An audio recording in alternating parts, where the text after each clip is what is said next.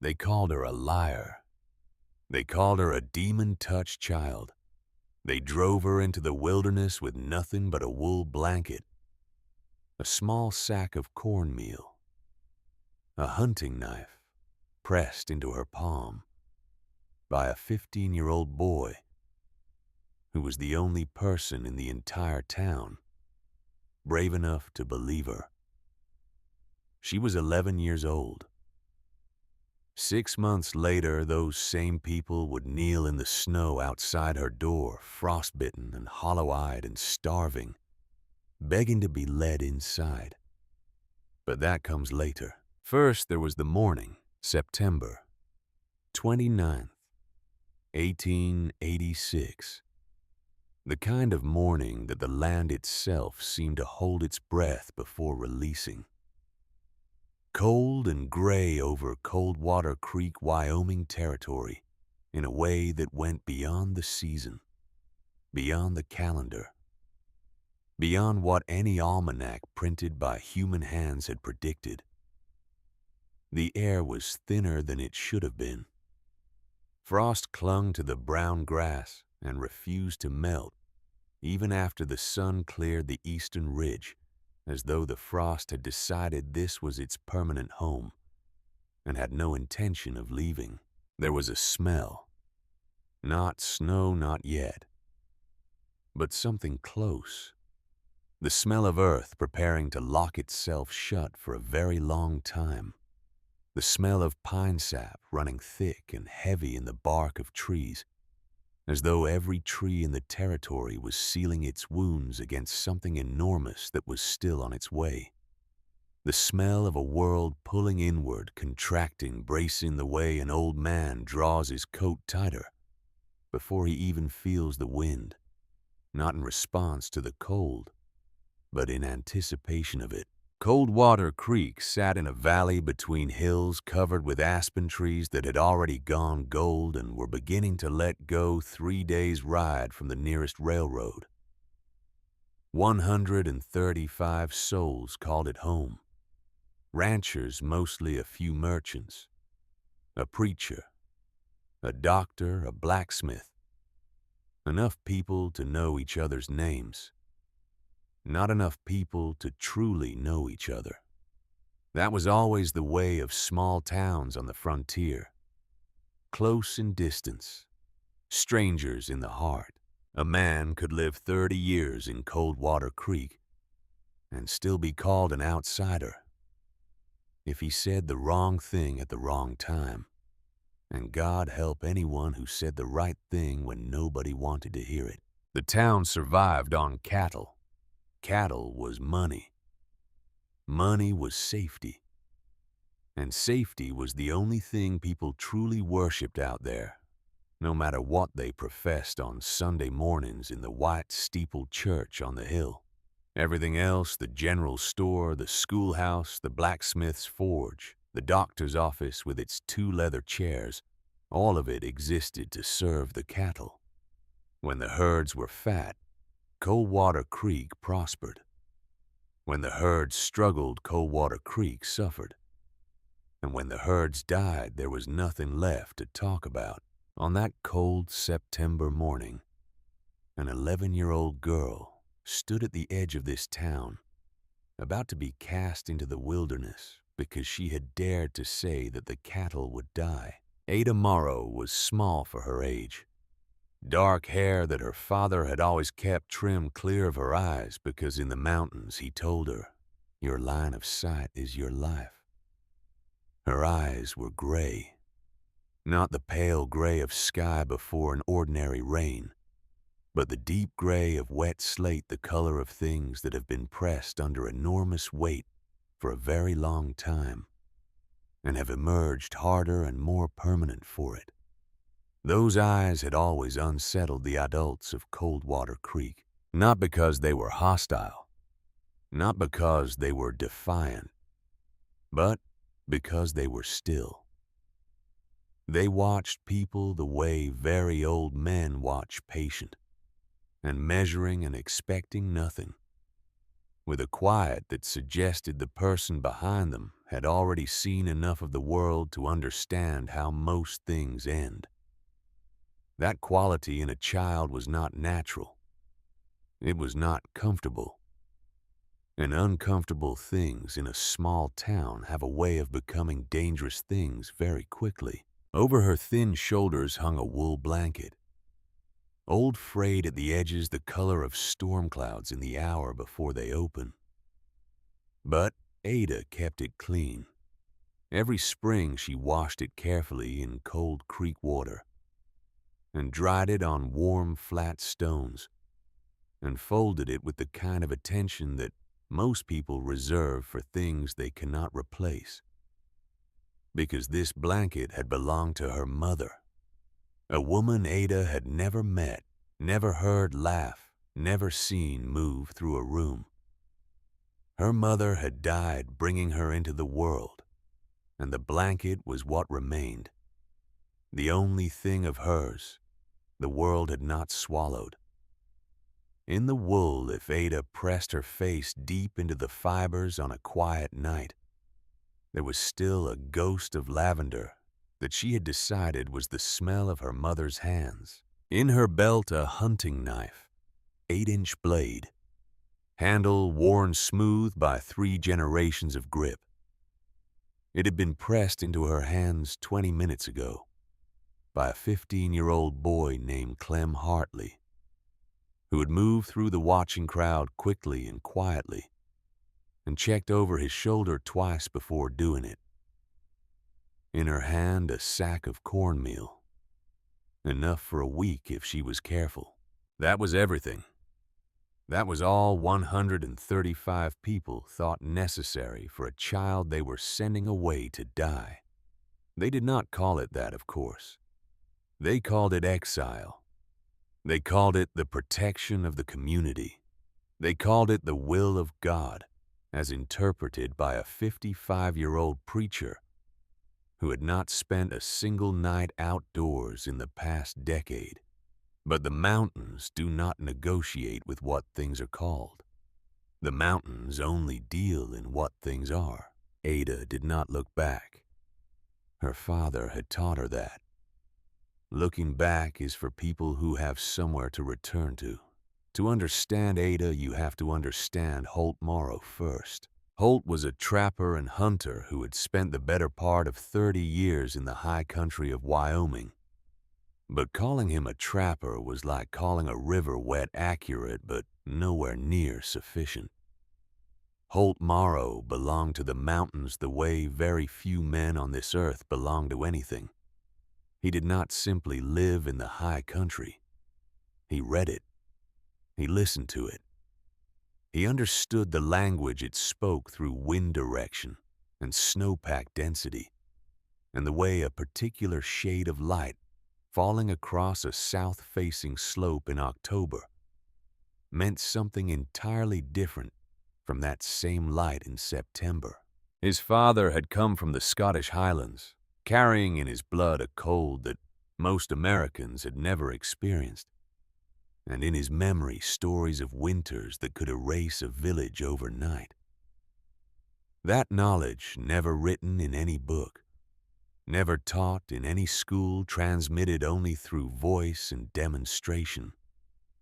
In places where one mistake meant one death had passed from grandfather to father to son. A chain of hard-won wisdom stretching back through centuries of people who had learned to read the world, because the world would kill them if they didn't. Holt had no sons. He had Ada. And so every lesson he had learned, every skill he had accumulated, every piece of knowledge his father had pressed into him on cold mornings and long nights, all of it went to his daughter, given freely and completely, with the same seriousness he would have given a grown man, because Holt Morrow understood something that most fathers do not, that the wilderness does not grade on age or gender. It grades only on preparation. Ada was 8 years old when she first understood what her father was really teaching her. They were sitting beside a fire in the high country after a long day checking trap lines. Holt was warming his enormous hands over the flames, hands with fingers curved from years of pulling iron trap wire in freezing temperatures, palms cross-hatched with the pale lines of old cuts that had healed imperfectly. He pointed at a woolly bear caterpillar crawling across a log near the fire ring. "What do you see?" Ada looked. "A woolly bear. The orange band is very narrow, almost all black." Holt nodded.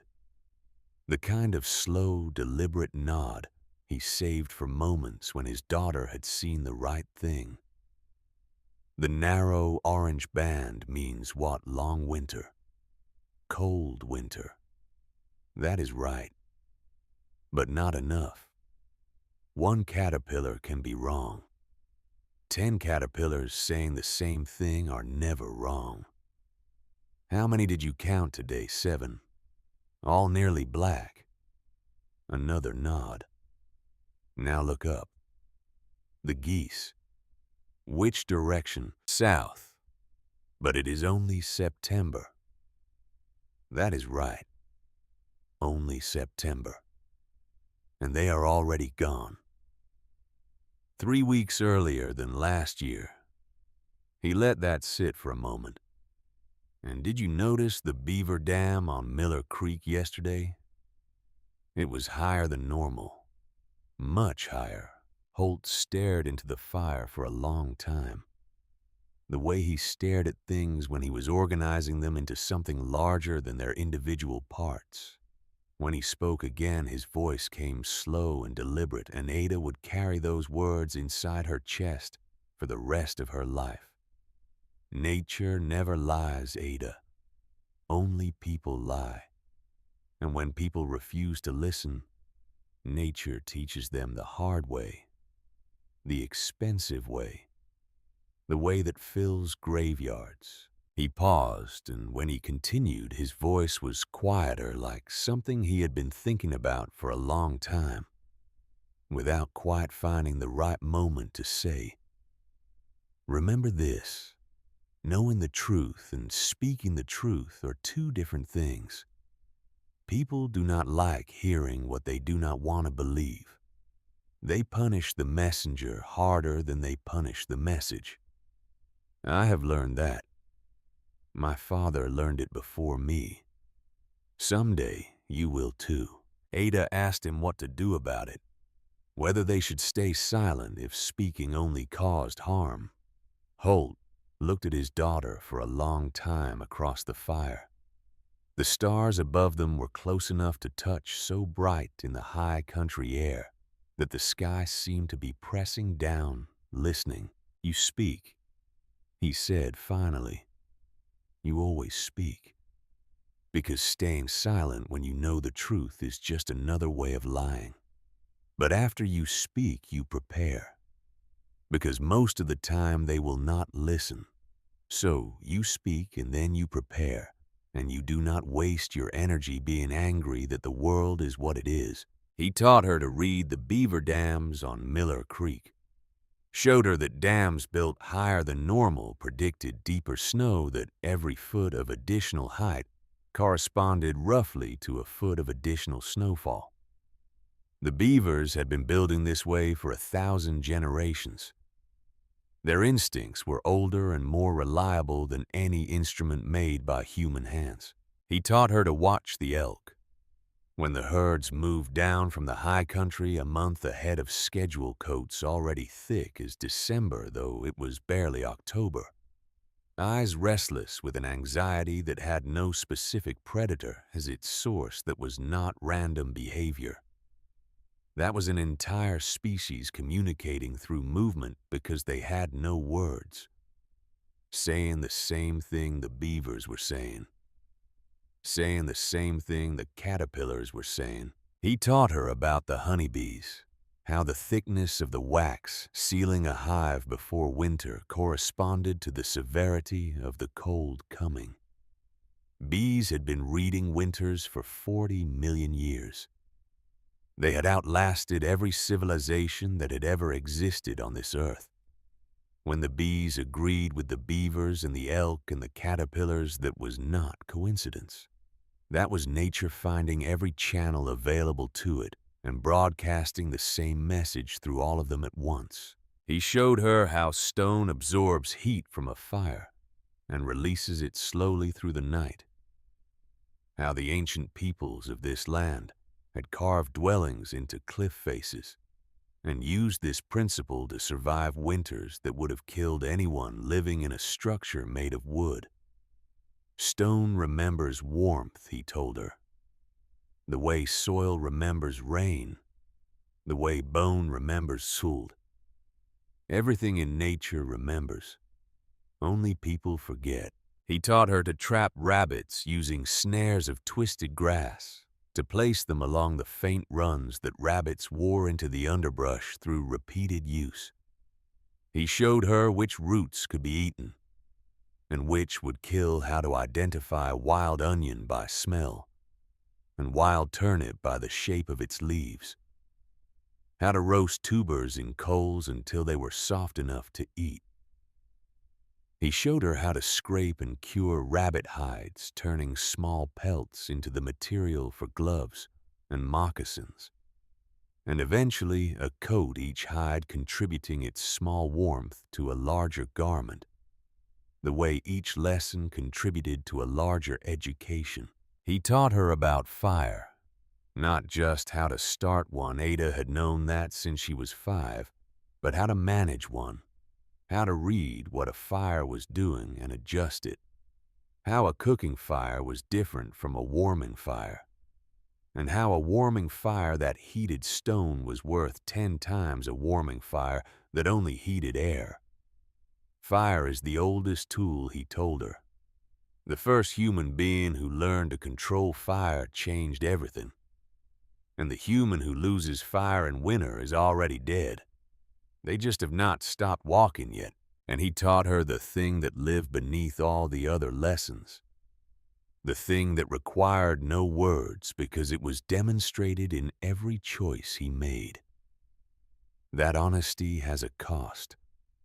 That the cost is worth paying. That the world will not always agree with you. And the world's disagreement does not make you wrong. Then the mountains took Holt Morrow away. It happened in the summer of 1884, in a canyon above the Stillwater River, where the grizzlies came to fish. Holt went to check his trap lines alone. He told Ada to stay at base camp, keep the fire burning, secure the food against the ravens. I will be back before dark. Those were the last words he said to his daughter. He did not come back that night. Ada was not worried at first. Her father sometimes stayed out overnight when he found sign worth following. She cooked beans and fed the fire and rolled herself in her mother's blanket and listened to the owls calling across the canyon. Everything was normal, impossibly cruelly normal. And Ada would hate that normality for years afterward, the indifferent continuation of ordinary sounds on the night the world had already ended. The second night, worry began moving through her the way cold moves through stone, slow but relentless and impossible to stop once it starts. She talked out loud to fill the silence, repeating her father's lessons the way another child might have repeated prayers. If you are lost, find running water. Water flows downhill to the valley. Valleys have people. She spoke not because she needed to remember the words, but because saying them in her father's cadence made his voice briefly present, and his presence made the darkness outside slightly less absolute. The third night she did not sleep at all. She sat beside the fire with the knife across her knees and listened to every sound the forest made, and each sound could have been his footsteps returning, and none of them were. On the fourth morning, she followed the ravens. Ravens always know where meat is. They led her to a clearing where the grass had gone dark with something that was not soil. The air carried a smell she recognized from butchering deer with her father Copper, and sweetness but magnified past the ordinary into something that settled in the back of the throat and stayed there. Holt Morrow lay face down near a fallen pine. His rifle was unfired. His hunting knife was still in its sheath. The grizzly had come too fast and too silent for even a man who had spent 30 years in bear country to react.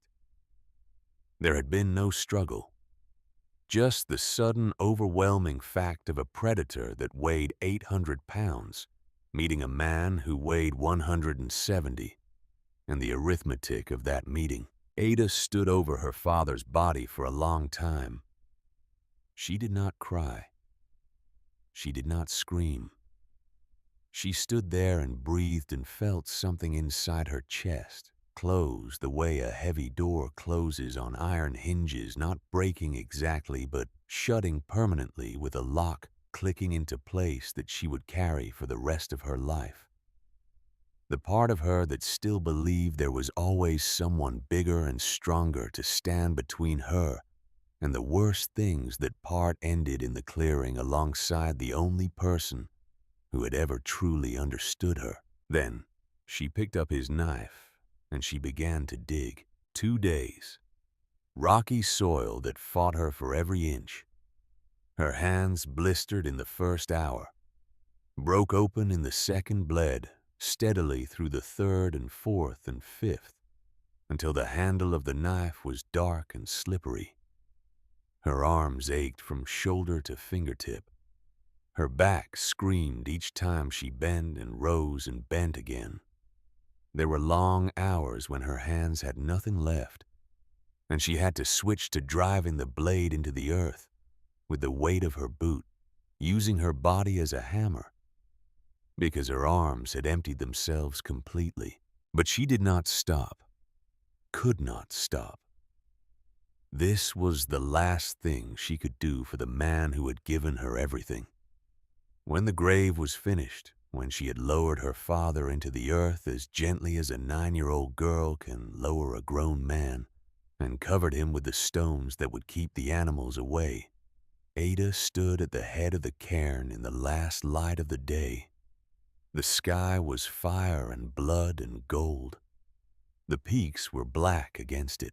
She spoke in a voice that did not shake because shaking was something she could no longer afford. I will remember everything you taught me.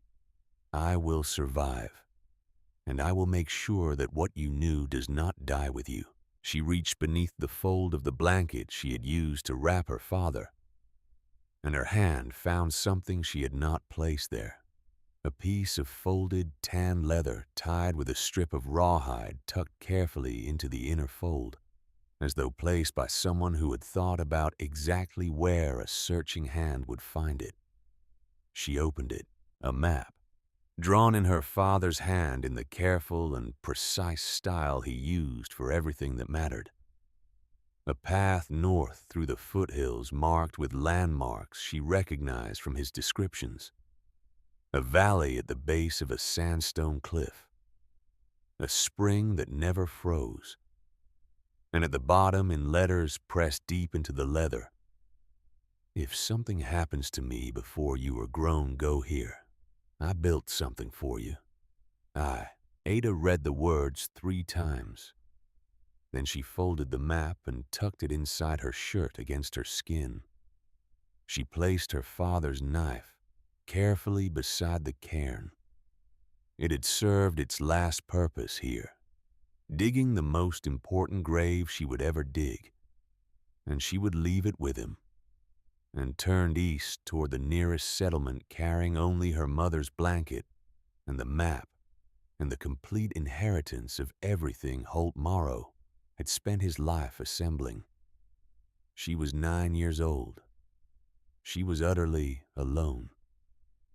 And she carried with her the weight of a knowledge that had not yet finished becoming what it would eventually be. Coldwater Creek was 3 days walking. She made it in 2.5. Ada lived in Coldwater Creek for 2 years before they sent her away. No family formally took her in.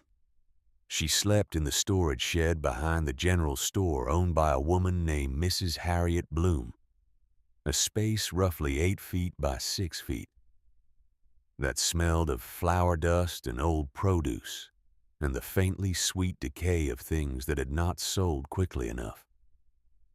Mrs. Bloom allowed the arrangement because the poor thing needed somewhere to sleep, and because having an unpaid girl to sweep floors and haul boxes was the kind of charity that returned its investment within the first week. Nobody called it what it was. They called it Christian kindness, and they slept well on that description. Ada swept and mopped and stacked and carried, in exchange for a plank floor to sleep on and 2 meals a day. She did not complain. Her father had taught her that complaining without action is just noise, and that noise is energy wasted. She did not fit in, not because she refused to try. She tried. In the first weeks, she attempted to join the other children at play, but she did not know their games could not follow the invisible rules that governed who was permitted to speak and when, which laughter was genuine, and which was the kind that draws blood. She had grown up in the high country with her father, where silence was the primary language and actions were the only currency that mattered. In Coldwater Creek, everything operated in a kind of reversal. People talked constantly and did very little. Promises were made freely and rarely kept. Smiles appeared on faces in such quantity that they ceased to mean anything in particular. Ada could read the approach of a 3-day storm in the behavior of birds. She could not read the social weather of a town, and in a small community that second skill mattered far more than the first. The children feared her eyes, the stillness in them, the way she could sit without moving for an hour, watching something invisible to everyone else. The way she knew rain was coming before the clouds appeared. The way she knew there was a rattlesnake under a woodpile before anyone saw the snake. The adults feared her too, but adults are practiced at dressing fear in more respectable clothes. They called her the madman's daughter, the strange girl in the shed, the wild child.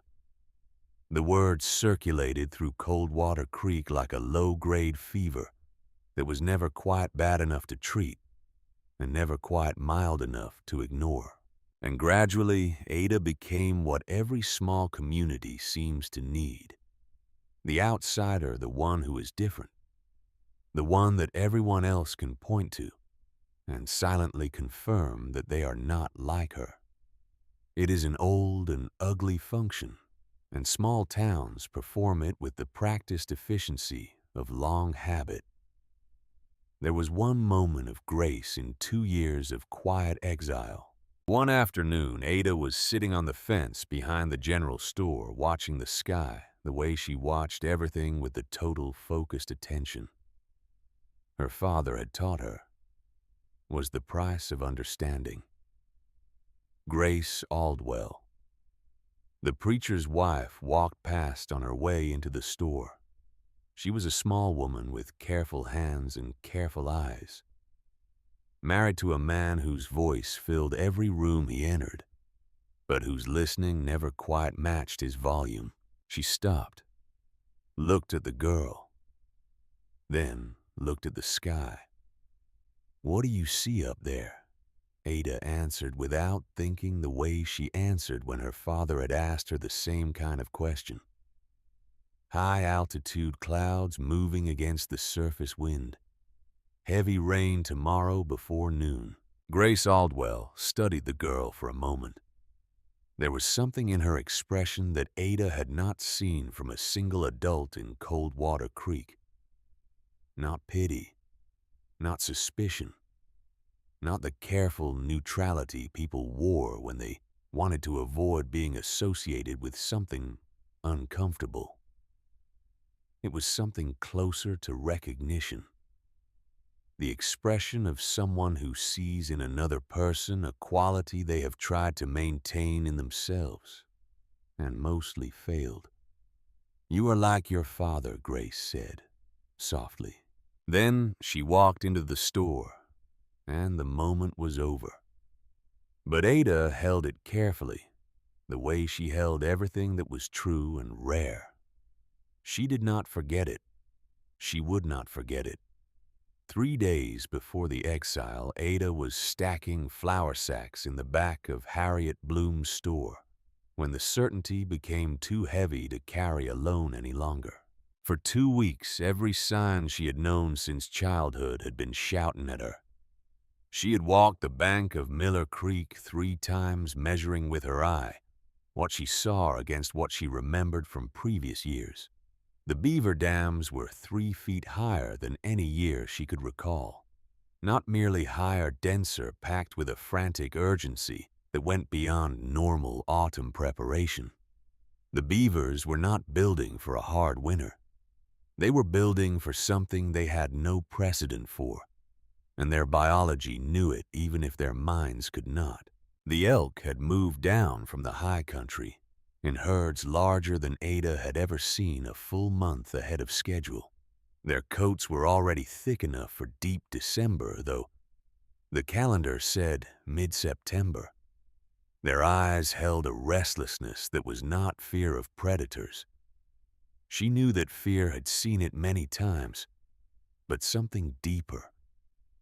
Something encoded in their nervous systems by 100,000 years of surviving exactly this kind of season. The woolly bear caterpillars.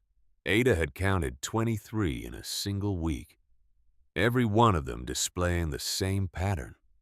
Nearly solid black, the orange band reduced to a thread so thin it barely registered as color. Her father had told her that one caterpillar was anecdote. 20 caterpillars saying the same thing were data. The data was unanimous. The squirrels gathering with a manic energy that spoke not of routine preparation, but of desperation.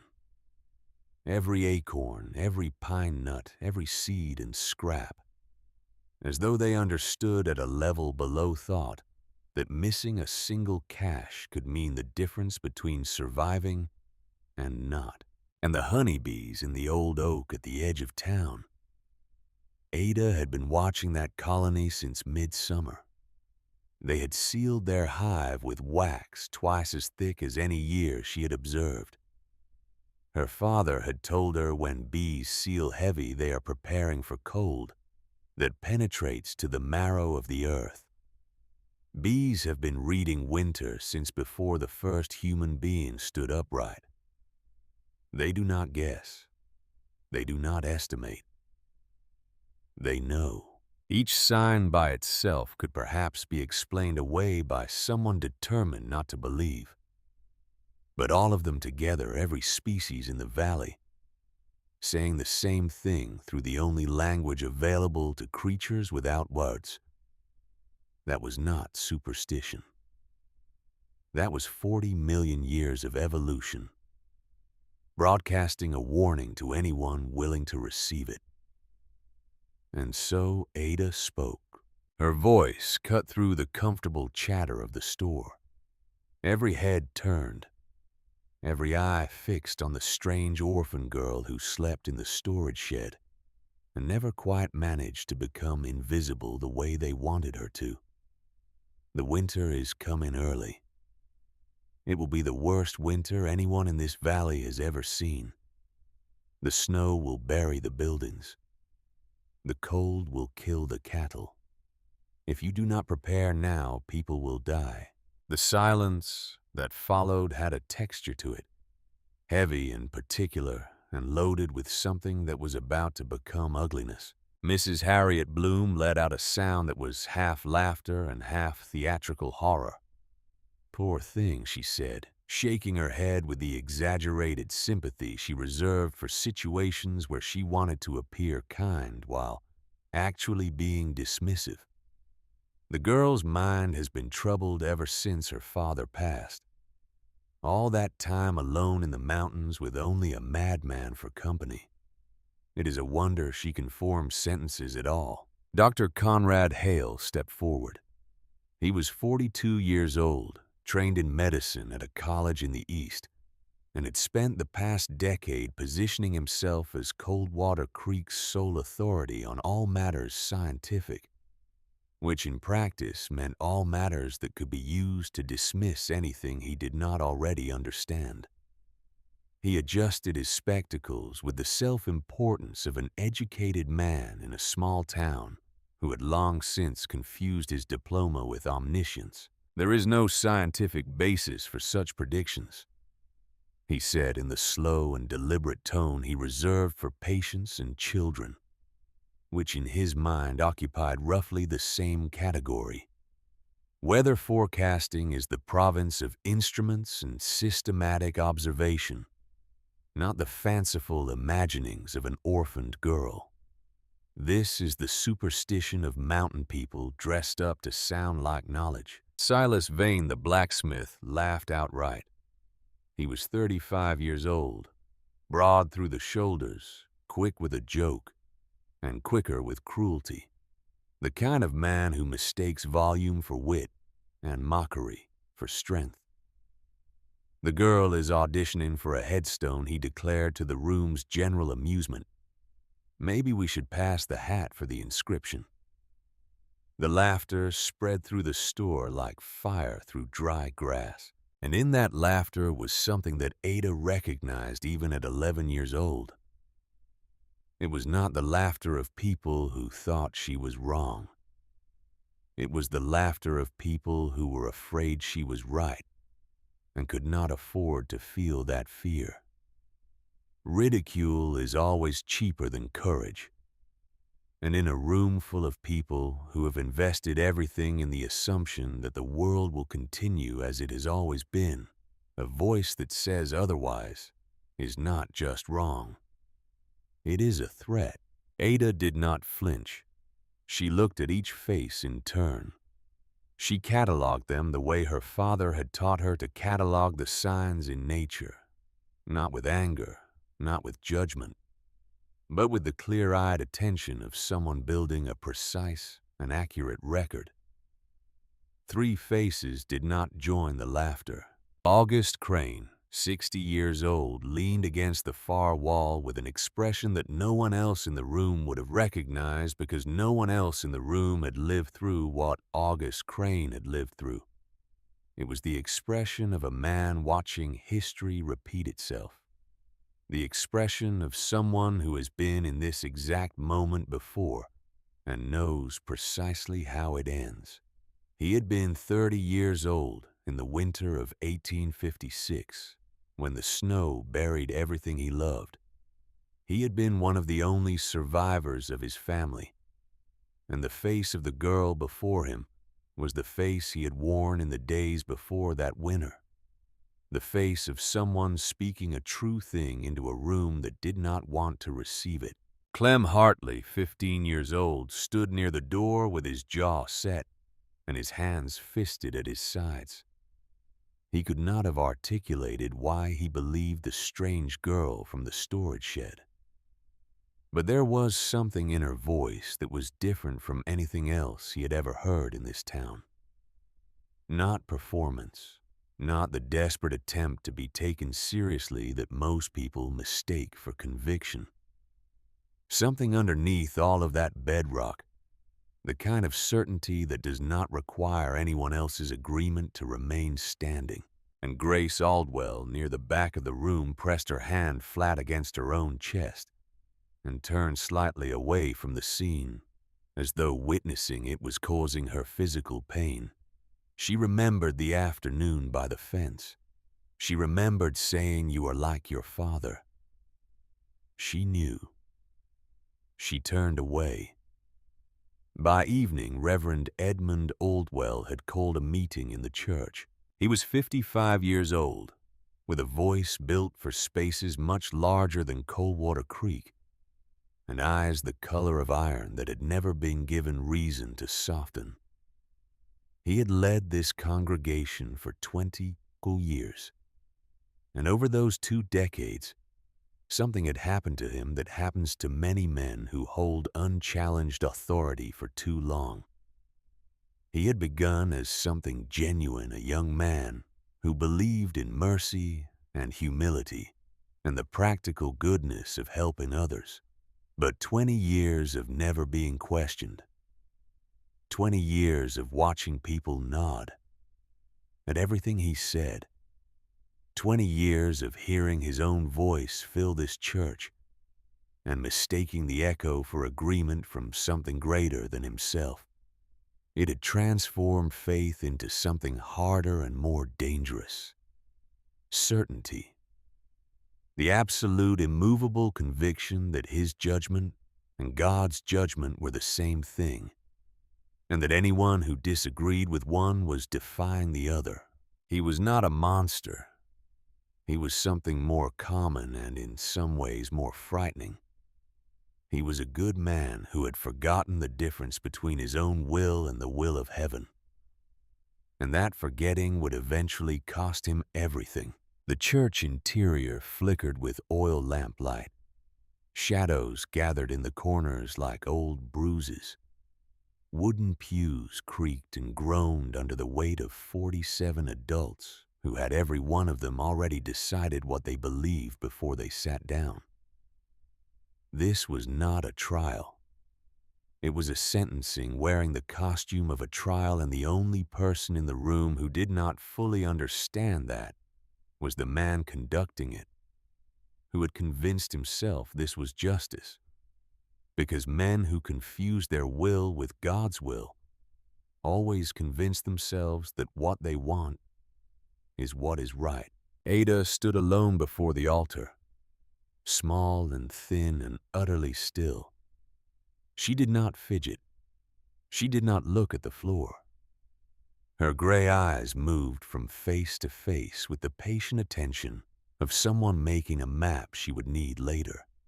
The adults who met her gaze found themselves looking away, unsettled by something they could not name, the particular discomfort of a child's eyes that carry too much stillness, too much age, too much knowledge of how the world actually operates. No natural child could possess such knowledge.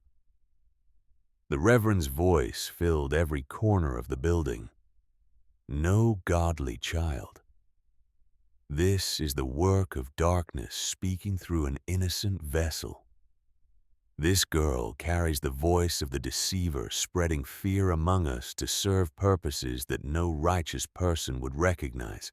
She is either afflicted or wicked, and in either case she must be removed before her corruption touches our children, our families, and the foundations of what we have built here. Fletcher Dodd rose to add his voice. He was 48 years old, owner of the largest ranch in the district. A man accustomed to being listened to, and accustomed to the comfortable certainty that comes with never having been proven decisively wrong about anything that truly mattered. I have worked this land for 20 years, he said, and his voice carried the weight of a man who has mistaken duration for wisdom.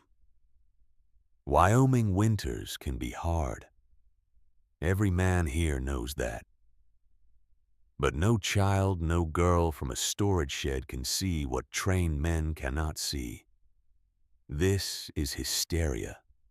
This is the raving of a troubled mind seeking attention. It was never given. I say we remove her from this community before she infects others with her fear. The vote was 47 in favor, 3 against. August Crane, Clem Hartley, and one woman in the back of the church whose name was never recorded in any account of that evening. A woman who raised her hand against the current and was forgotten by history for it. The way courage is always forgotten when it belongs to someone without a title.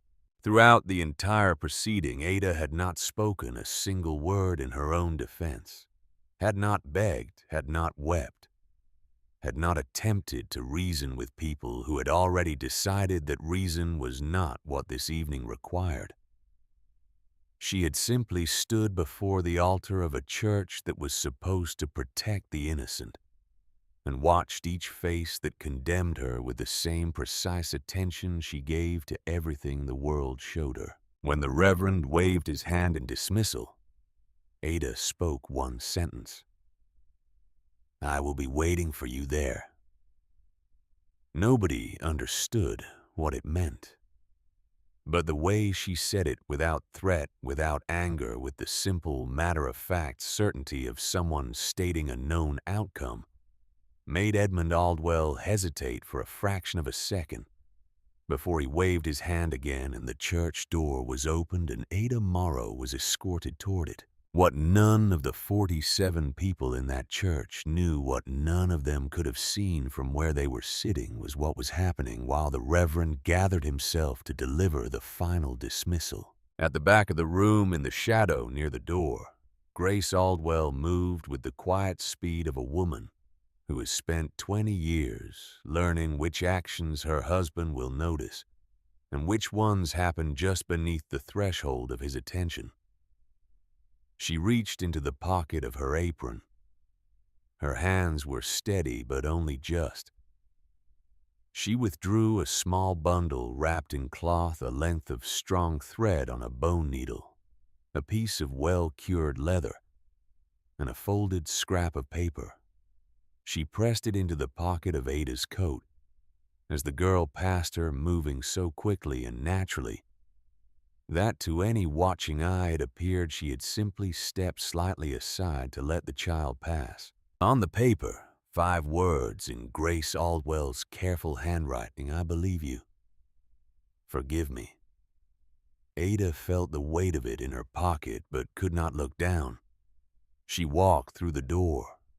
The night air hit her face, cold and carrying that smell, earth closing sap, thickening the world, pulling inward. What happened next occurred within seconds. August Crane materialized at her left side, moving with the unhurried purposefulness of a man who has been waiting for the right moment and is finally determined it has arrived. He pressed a folded piece of tanned leather into her hand without looking directly at her. His voice was low enough that only she could hear it. "Your father showed me a place in the fall of 1871. Sandstone cliffs where the hills meet the valley floor. A spring that does not freeze. He knew that country completely, and for good reason. I never forgot it." He paused. "You may already have a map in your shirt. This one tells you what is inside what he prepared there, in the rock itself. You will understand when you arrive." Then, even more quietly, so quietly that it was barely above breath, "When they come looking, and they will come looking, remember that the choice of whether to help is always yours. The mountains will teach you to survive. Only you can decide what kind of person you want to be." He stepped back before anyone thought to notice him. On Ada's right side, Clem Hartley appeared. He had positioned himself at the edge of the crowd, with the calculated casualness of a 15-year-old boy who has thought carefully about what he is about to do and is committed to it. In one smooth movement, he pressed the hunting knife into her hand. His grandfather's knife, 8 inches of blade worn smooth by decades of careful use, and gripped her wrist for a moment with a force that communicated everything he did not have time to say properly. His voice was low and fierce and entirely sincere. "My father thinks old August remembers things from 1856 that nobody else alive remembers anymore. He says the old man knows something real. And you know it too. I can see it." You are going to survive this. I know you will. And when you are proven right, I will find you. I swear it."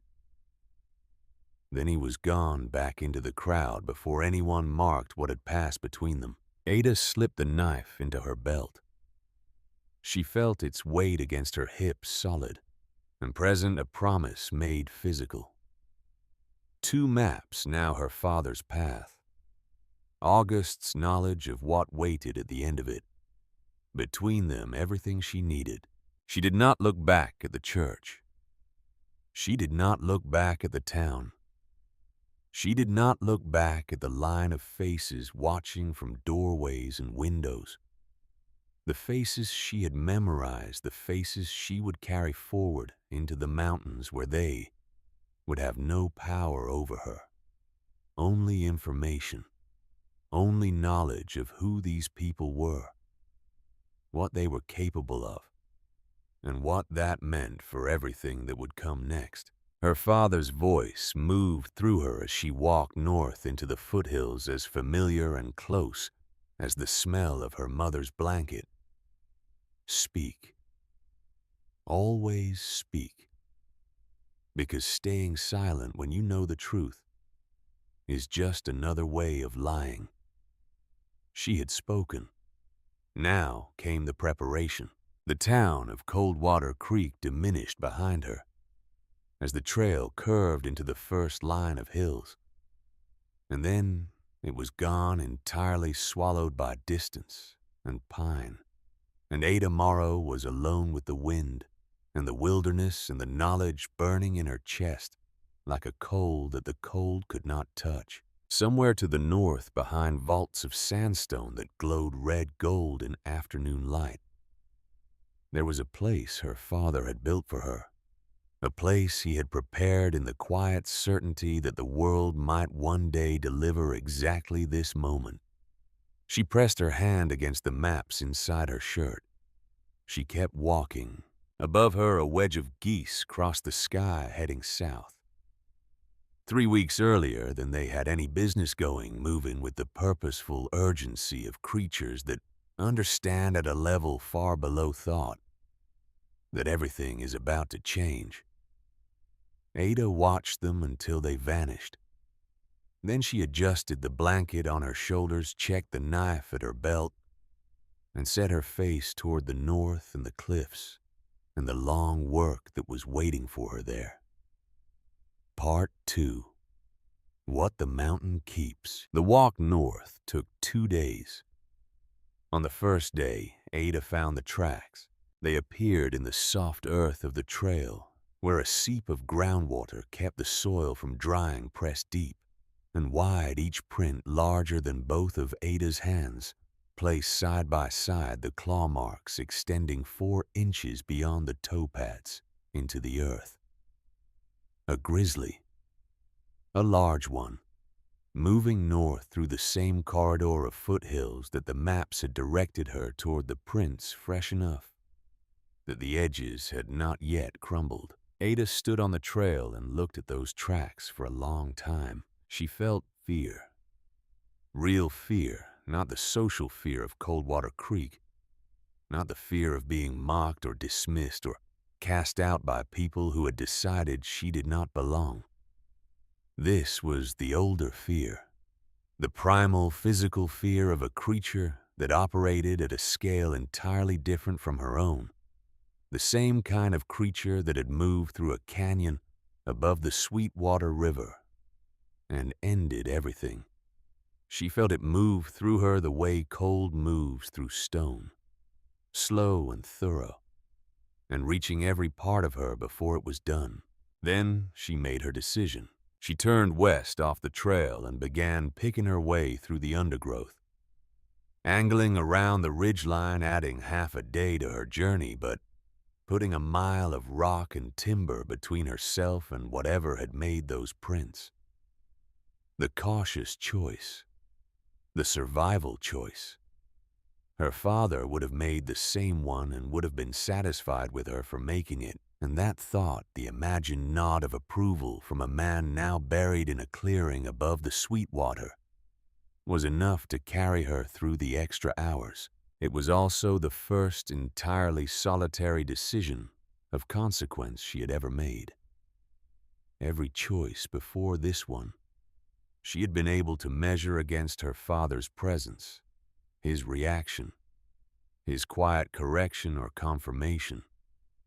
Now there was only the choice itself, and the wilderness it lived in, and no one in the world to tell her whether she had gotten it right.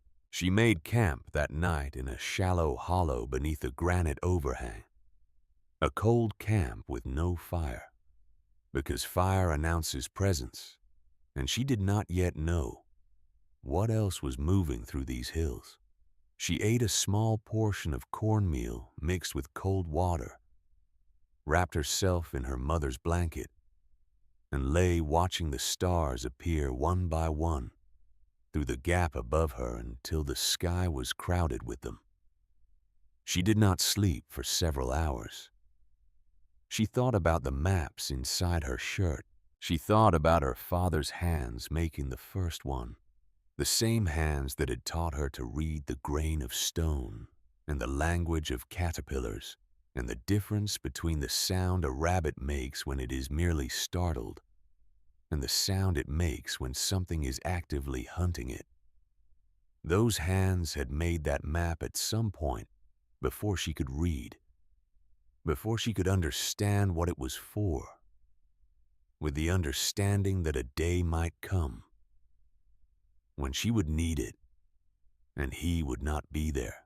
That kind of preparation requires a particular quality of love, not the warm and easy kind, the hard kind, the kind that looks directly at the worst possible future and works backward from it, asking if that happens, how do I make sure she survives it?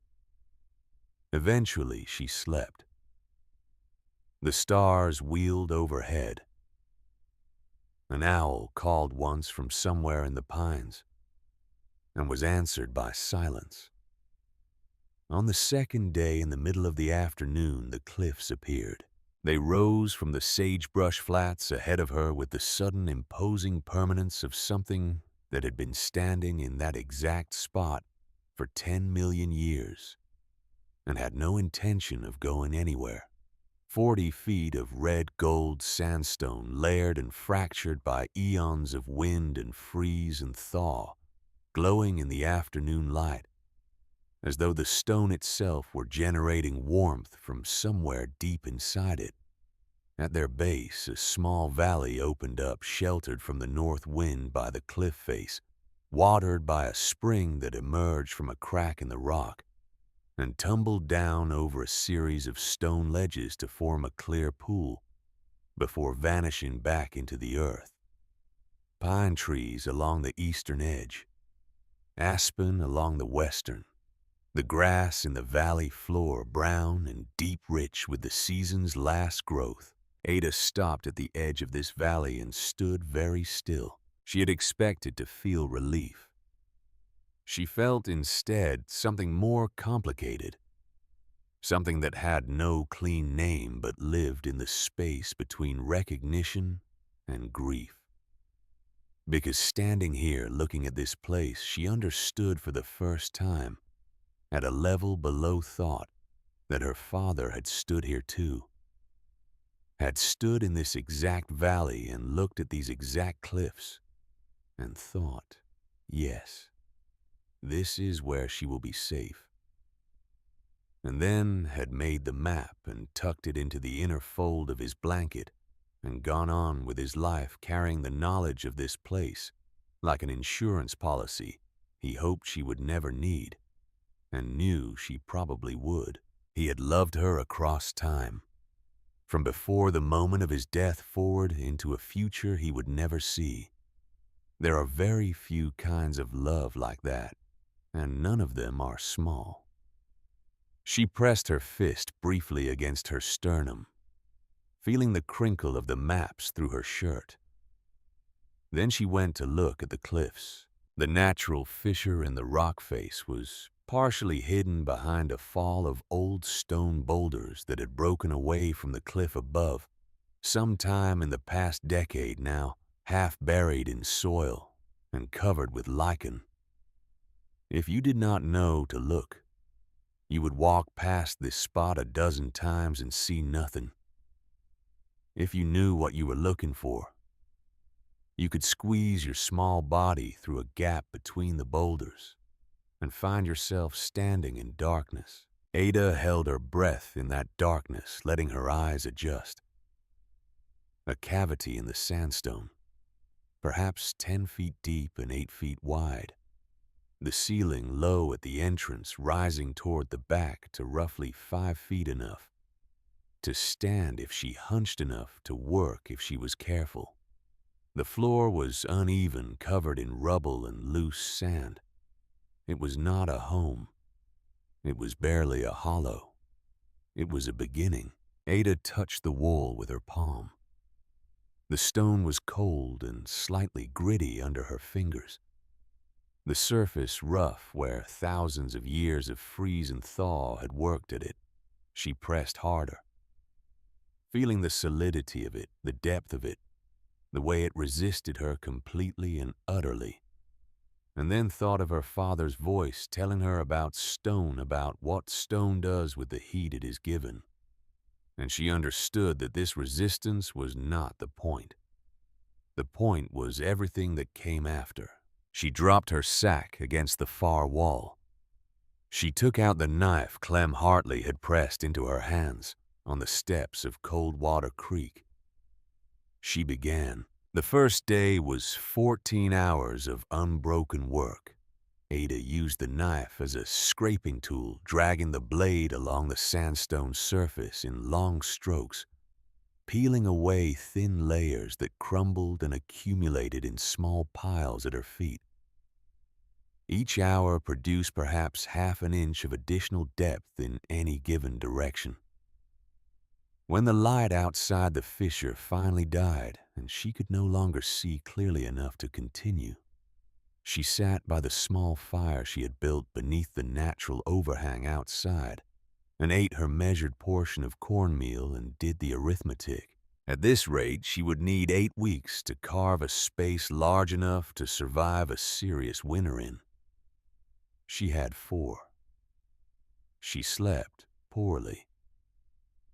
In the gray hour before full dawn, lying on her back with her mother's blanket pulled to her chin and her eyes tracing the curve of stone overhead, she heard her father's voice as clearly as if he were sitting beside her. Never fight the rock, Ada. Stone has its own mind. It wants to break along certain lines along the plains where it was laid down layer by layer over millions of years. Find those lines. Work with them. Let the stone show you where it wants to come apart. She was on her feet before full light arrived. She spent the first hour of the second day doing nothing but looking, running her fingers slowly along every surface of the cavity, feeling for the seams between layers, the subtle discontinuities where one era of deposition met another, where the bond between planes was microscopically weaker than the stone itself. She found them. Not in every place, but in enough places. Horizontal lines running through the face of the wall at intervals of 2 to 4 inches, faint as whispers but real. She gathered quartzite and granite cobbles from the valley floor. She shaped them against each other until she had several pieces with edges that would serve as crude chisels. She selected a flat-topped river stone that fit comfortably in her right hand as a hammer. She positioned the chisel along the first seam she had identified, angled her blow, and struck. A slab of sandstone the length of her forearm broke cleanly away and fell. She repositioned 3 inches to the left and struck again. Another slab. In the first hour, she removed more material than the entire previous day had produced. The rock was not her enemy. The rock had never been her enemy. It was simply waiting for someone to understand how it worked. By the end of the first week, the cavity had expanded substantially. Her hands were a record of the labor, old blisters broken open and reformed layers of damage. Stacked on layers of damage, the skin of her palms, thick and dark with dried blood that she cleaned each night in the cold water of the spring. Her shoulders had settled into a permanent deep ache that she had stopped tracking because tracking it cost energy she could not spare. But the shape of something was emerging from the raw stone. Something with walls. Something with intention. Then the storm came. It arrived on the last night of that first week, and it arrived fast. 1 hour, the stars were visible through the gap in the overhang where Ada had her fire. The next hour, the wind came down from the north like a living thing with a specific target, and the fire went out. Not gradually. Not in the slow, reluctant way fires die when they are not tended, but instantly, brutally, as though a massive hand had simply closed over it.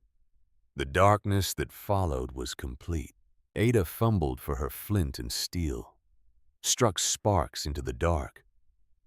The wind caught them and scattered them into nothing before they could find anything to catch. She struck again, crouching lower, trying to use her own body as a shield. The sparks flew sideways and vanished. Again. Again. Each attempt a brief flash of light that showed her nothing except the futility of what she was doing, and the absolute indifference of the wind to her efforts. She stopped. She sat in the darkness with the wind screaming through her half-carved room, and she felt the temperature falling around her degree by degree. This was not the ordinary cold of an October night in the hills. This was something with weight to it. Something that moved through her clothing and then through her skin and then began working on the deeper layers of her, methodical and patient and thorough. The kind of cold that steals warmth from the extremities first, then the core, then the ability to think clearly, then the ability to think at all. She formed the thought with the particular clarity that comes when everything non-essential has been stripped away. I am going to die here. Not panic. Assessment. No fire, no way to generate enough body heat in a space this exposed, temperature dropping below freezing and continuing to drop.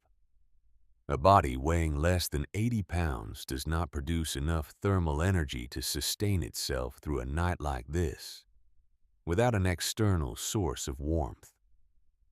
These were facts, and facts did not negotiate. But then something else surfaced, rising up through the cold and the fear like a hand reaching through dark water. Stone remembers warmth. Ada moved, crawled deeper into the cavity away from the screaming entrance, pressing herself toward the back wall where her fire had burned every night for a week. Her palms found the sandstone surface. She held them there, barely breathing, and waited. It was there, faint, barely present, like the last warmth in a cup of coffee that has been sitting too long, but absolutely real. The stone had been absorbing the heat of her fire for 7 consecutive days, drawing it in the way dry earth draws water. And now, with the fire gone, it was releasing that stored warmth back into the space. Slowly. Without being asked. With the steady, patient generosity of something that does not know how to do anything other than what it does, Ada pressed her back fully against that wall, drew her knees to her chest, wrapped her mother's blanket around herself until only her nose and eyes were exposed, and pressed her face into the wool, into the ghost of lavender that still lived in the fibers after all these years. She lay with her spine against the warm stone and her face against the last trace of her mother. She was cold. She was frightened.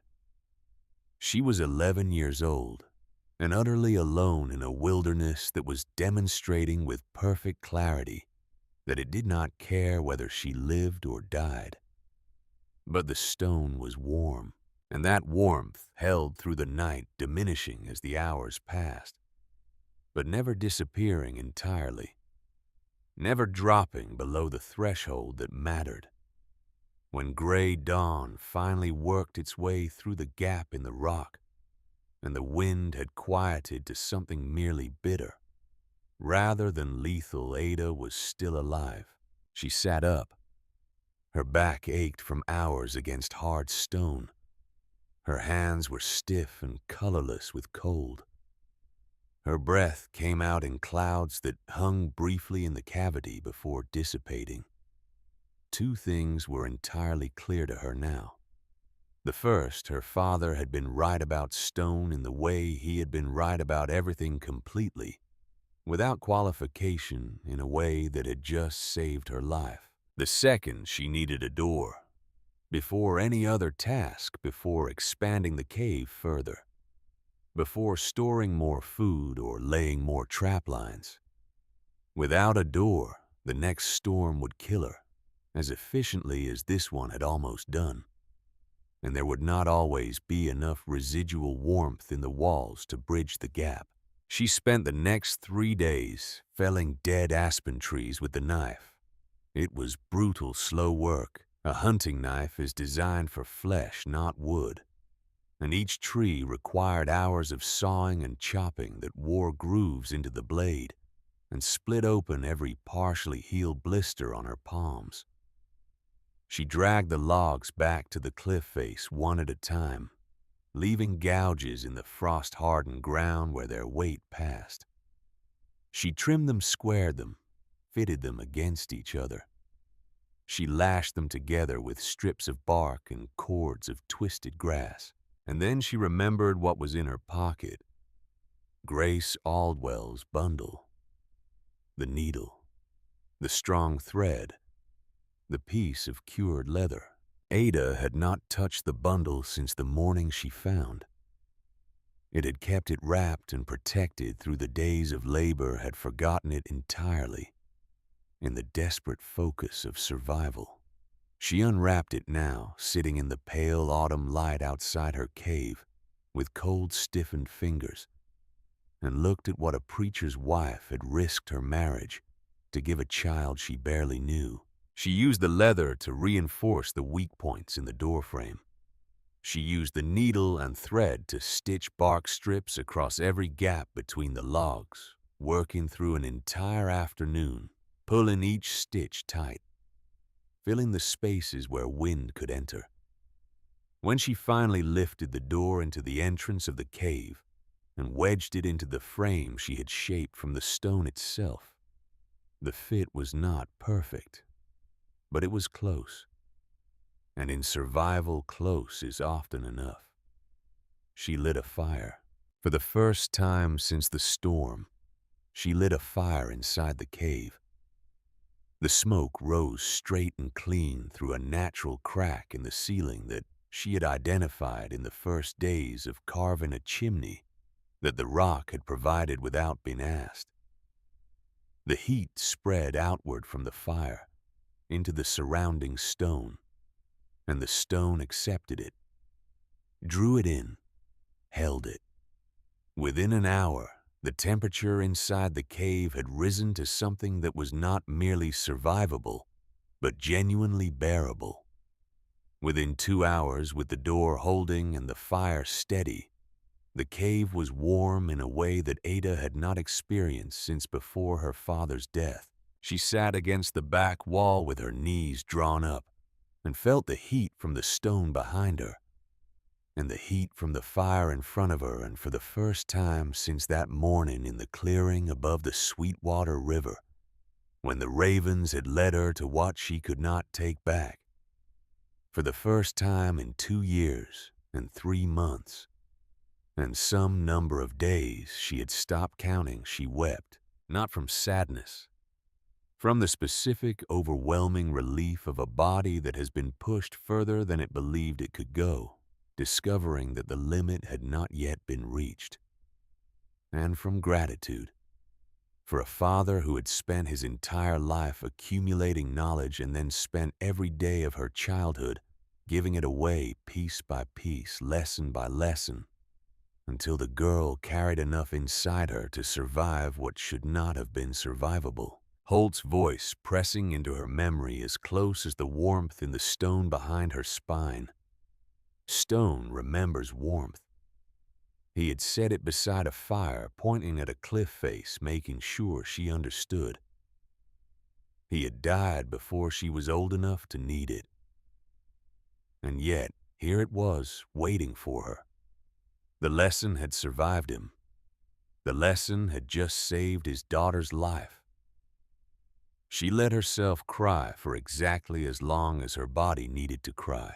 Then she wiped her face, rebuilt the fire to the precise height that would heat the stone without wasting wood, and went back to work. The weeks that followed established themselves into a rhythm as precise and unrelenting as a heartbeat. Dawn to midday, the cave. Expand the main chamber, smooth the walls. Deepen the fire pit shape alcoves in the side walls for storing dried meat and roots and nuts. By the end of the second week, the main room measured 12 feet deep and 10 feet wide, with a ceiling that peaked at nearly 7 feet at the highest point. It no longer looked like a hole in the earth. It looked like a room. It looked like a place where a person had chosen to live. Midday to late afternoon, the valley. Ada checked the snare lines she had placed along the rabbit run's 23 snares by the end of the second week. Positioned with the care her father had taught her. Baited with root scraps. Set at the precise height and angle that matched how the rabbits moved through these specific trails in this specific terrain. The rabbits provided meat for her body and fur for everything else. She scraped and stretched the hides on frames of bent willow, working the skins soft with a flat stone, and the patience of someone who has nowhere else to be and nothing more important to do. She gathered pine nuts, shaking the cones loose and picking out the small, oily seeds by the handful. She collected rose hips from the wild canes along the creek, drying them in flat batches near the fire for tea that would carry her through February when the fresh food was long gone, and her body needed things that dried meat and stored roots could not provide. She dug wild turnip from the frozen earth, using the tip of the knife to pry each one loose from soil that did not want to give them up. Late afternoon to dark, the storing, stacking firewood in precise rows against the back wall, turning and checking the drying meat, keeping it from mold, keeping the rodents away, weaving grass containers for the nuts and dried herbs, doing the arithmetic. How much food, how many days, how cold did it have to get before her body burned more than the food could replace? And always, every evening, the same ritual. She spoke to her father through the stone walls, not because she believed the walls carried her voice somewhere, not because she imagined him listening from whatever place the dead inhabit, but because his voice was still inside her with perfect clarity. Every lesson, every turn of phrase, every patient correction. And when she spoke to him, she heard herself speaking in his cadence. And that cadence kept her oriented, kept her from becoming only the work and the cold and the relentless pressure of survival. "I got the door sealed today," she would say, or 28 rabbits in the snare lines this week. "That is better than last week," or simply, "I miss you. I remember everything." One evening in the middle of the third week, she was expanding the left wall of the main chamber, working deeper into the rock along a seam she had identified the day before. when the chisel struck something that rang differently, not the dull, sandy resistance of ordinary sandstone, something harder and more resonant beneath. She cleared away the loose material with her hands, pressed her lamp a shallow dish of animal fat with a twisted grass wick close to the surface, and stopped. There were marks in the rock, not the random patterning of fracture lines, not the abstract impressions of fossils or mineral deposits. Deliberate marks, made by a tool held in a human hand. She could see the individual strokes, could reconstruct from them the angle of the instrument, the force of the blow, the intention behind each line. Images. A beaver dam rendered in careful strokes built high above a waterline indicated by a horizontal scratched line beneath it. An elk herd moving downward the direction of travel. Unmistakable, the bodies drawn with an economy of line that somehow communicated both weight and urgency. A cluster of small caterpillars with their distinctive banding marked deliberately the orange sections reduced to almost nothing. A beehive cross-section to show the thickness of the wax seal at its entrance. Ada sat back on her heels and looked at these images for a long time. She knew every one of them, had been taught every one of them, had heard her father explain the significance of each sign in the language of a man who had inherited the knowledge from his own father, who had inherited it from his stretching back to the Scottish Highlands, and whatever older knowledge had lived there, before the Highlands had a name. She lifted the lamp higher, moving it slowly along the wall. There was more. A spring emerging from rock indicated by vertical lines. A cave entrance. A fire inside the cave with lines radiating outward to show heat moving into the surrounding stone. A sleeping figure pressed against a wall, warmth flowing from stone to body. Every image was a lesson. Every lesson was something she knew. August's map had told her what waited here, and here it was exactly as described the physical record of everything her father had prepared for her. And in the lower right corner of the image group, small but unmistakable, pressed into the stone, with the deliberate care of something that was not an afterthought, a name. ADA. She did not move for a long time. Her father had been here, had stood in this exact space, in this exact cavity in what must have been the years before she was old enough to make the journey with him, had stood here and carved into the walls of the room he was preparing for her, not just the map, not just the location, not just the instruction to go here, if something happens, but the lessons themselves, the knowledge itself. Pressed permanently into stone so that even if everything else was lost, even if the maps were damaged or the memory faded or the world took more than she thought it could take, the knowledge would be waiting for her here, in the walls of the place he had made for her, in the rock that remembers everything.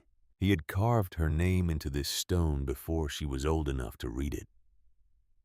Ada placed her palm over the letters, felt the depth of the cuts under her fingers, the pressure her father had used, the precision of it, the unmistakable quality of something made to last. She understood something in that moment that she had not understood before. Not that her father had loved her. She had always known that.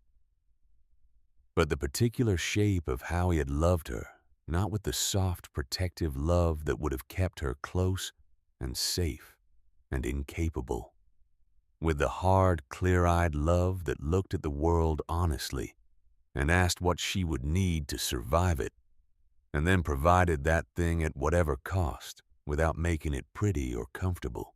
He had not promised her that the world would be kind. He had taught her how to live in it when it wasn't. She sat in her cave with her palm against her name in stone, and she felt the loss of him and the presence of him simultaneously. Grief and gratitude braided so tightly together that she could not have separated them if she had tried. Then she picked up her chisel and went back to work. The wolves came on a night in early November. Ada heard them before she heard them, felt them first. The way the air in the cave changed when large predators moved nearby, some animal alertness in her own body that she had developed without knowing she was developing it through 2 years in the high country, with a father who had paid attention to exactly these kinds of signals. She was already awake when the first howl split the night, close, sharp, hungry in a way that communicated something beyond ordinary hunger. Then another, and another, until the darkness outside the door vibrated with them. She built the fire high and held the knife and stayed very still. She listened to the sounds at the base of her door, scratching, probing the wet, urgent rhythm of investigation. A low, rumbling growl that she felt in her sternum, rather than heard with her ears, communicating something in a frequency older than language. They worked at the door for hours, threw their weight against the logs, dug at the base where the cold soil was softer, circled the cliff face looking for another way in. Ada fed the fire, one log at a time, deliberate and measured, watching each one become ash and calculating the loss. Every stick she burned tonight was a stick she would not have in January. She burned them anyway because January was a problem for a girl who survived until January. At some point before dawn, the sounds outside diminished and then ceased. She waited a full hour after the last sound before she moved toward the door. The valley outside was white and still in the gray pre-dawn light. The snow that had fallen during the night, the first real snow, not a dusting but a commitment. 4 or 5 inches sitting heavy on the valley floor, bore the evidence of what had passed. Tracks around the cave entrance, tracks around the cliff face, tracks leading away north into the trees. And beside the spring, something that had not been there before, a wolf, female gray, her fur dark with blood along her left side, where another set of teeth had torn through to the muscle. She lay with her legs extended, breathing in the shallow, concentrated way of an animal that is in serious pain and is directing all its remaining resources toward the simple maintenance of breath. Her eyes were open, yellow, steady. She watched Ada cross the snow toward her without changing the quality of her watching, neither more afraid nor less, just tracking the movement of this particular creature through space with the patient, economical attention of a predator who has too little strength left to waste any of it on reactions that are not necessary. She had been driven from the pack, a fight over rank or food or territory, and she had lost, and the pack had moved on and left her here, and she was dying by the arithmetic of exposure and blood loss in snow that was not gonna stop being cold, because she needed it to. Ada stood in the snow and looked at the wolf for a long time. She could kill her. One precise thrust of the knife to a place her father had shown her, quick and clean. The hide alone was worth 3 weeks of warmth. The meat was real food in a time when real food was always more valuable than you thought you had until the moment you didn't. The practical calculation was not complicated. She looked at the yellow eyes watching her without aggression, without pleading, with only the flat present attention of a creature that has been cast out by its kind and is waiting without drama for what comes next. Ada thought of a storage shed behind a general store in Coldwater Creek. A plank floor, 2 meals a day earned by sweeping, the particular quality of being tolerated rather than wanted, the experience of occupying a space that everyone around you has decided through some collective and unspoken agreement you do not truly belong in. She knelt in the snow.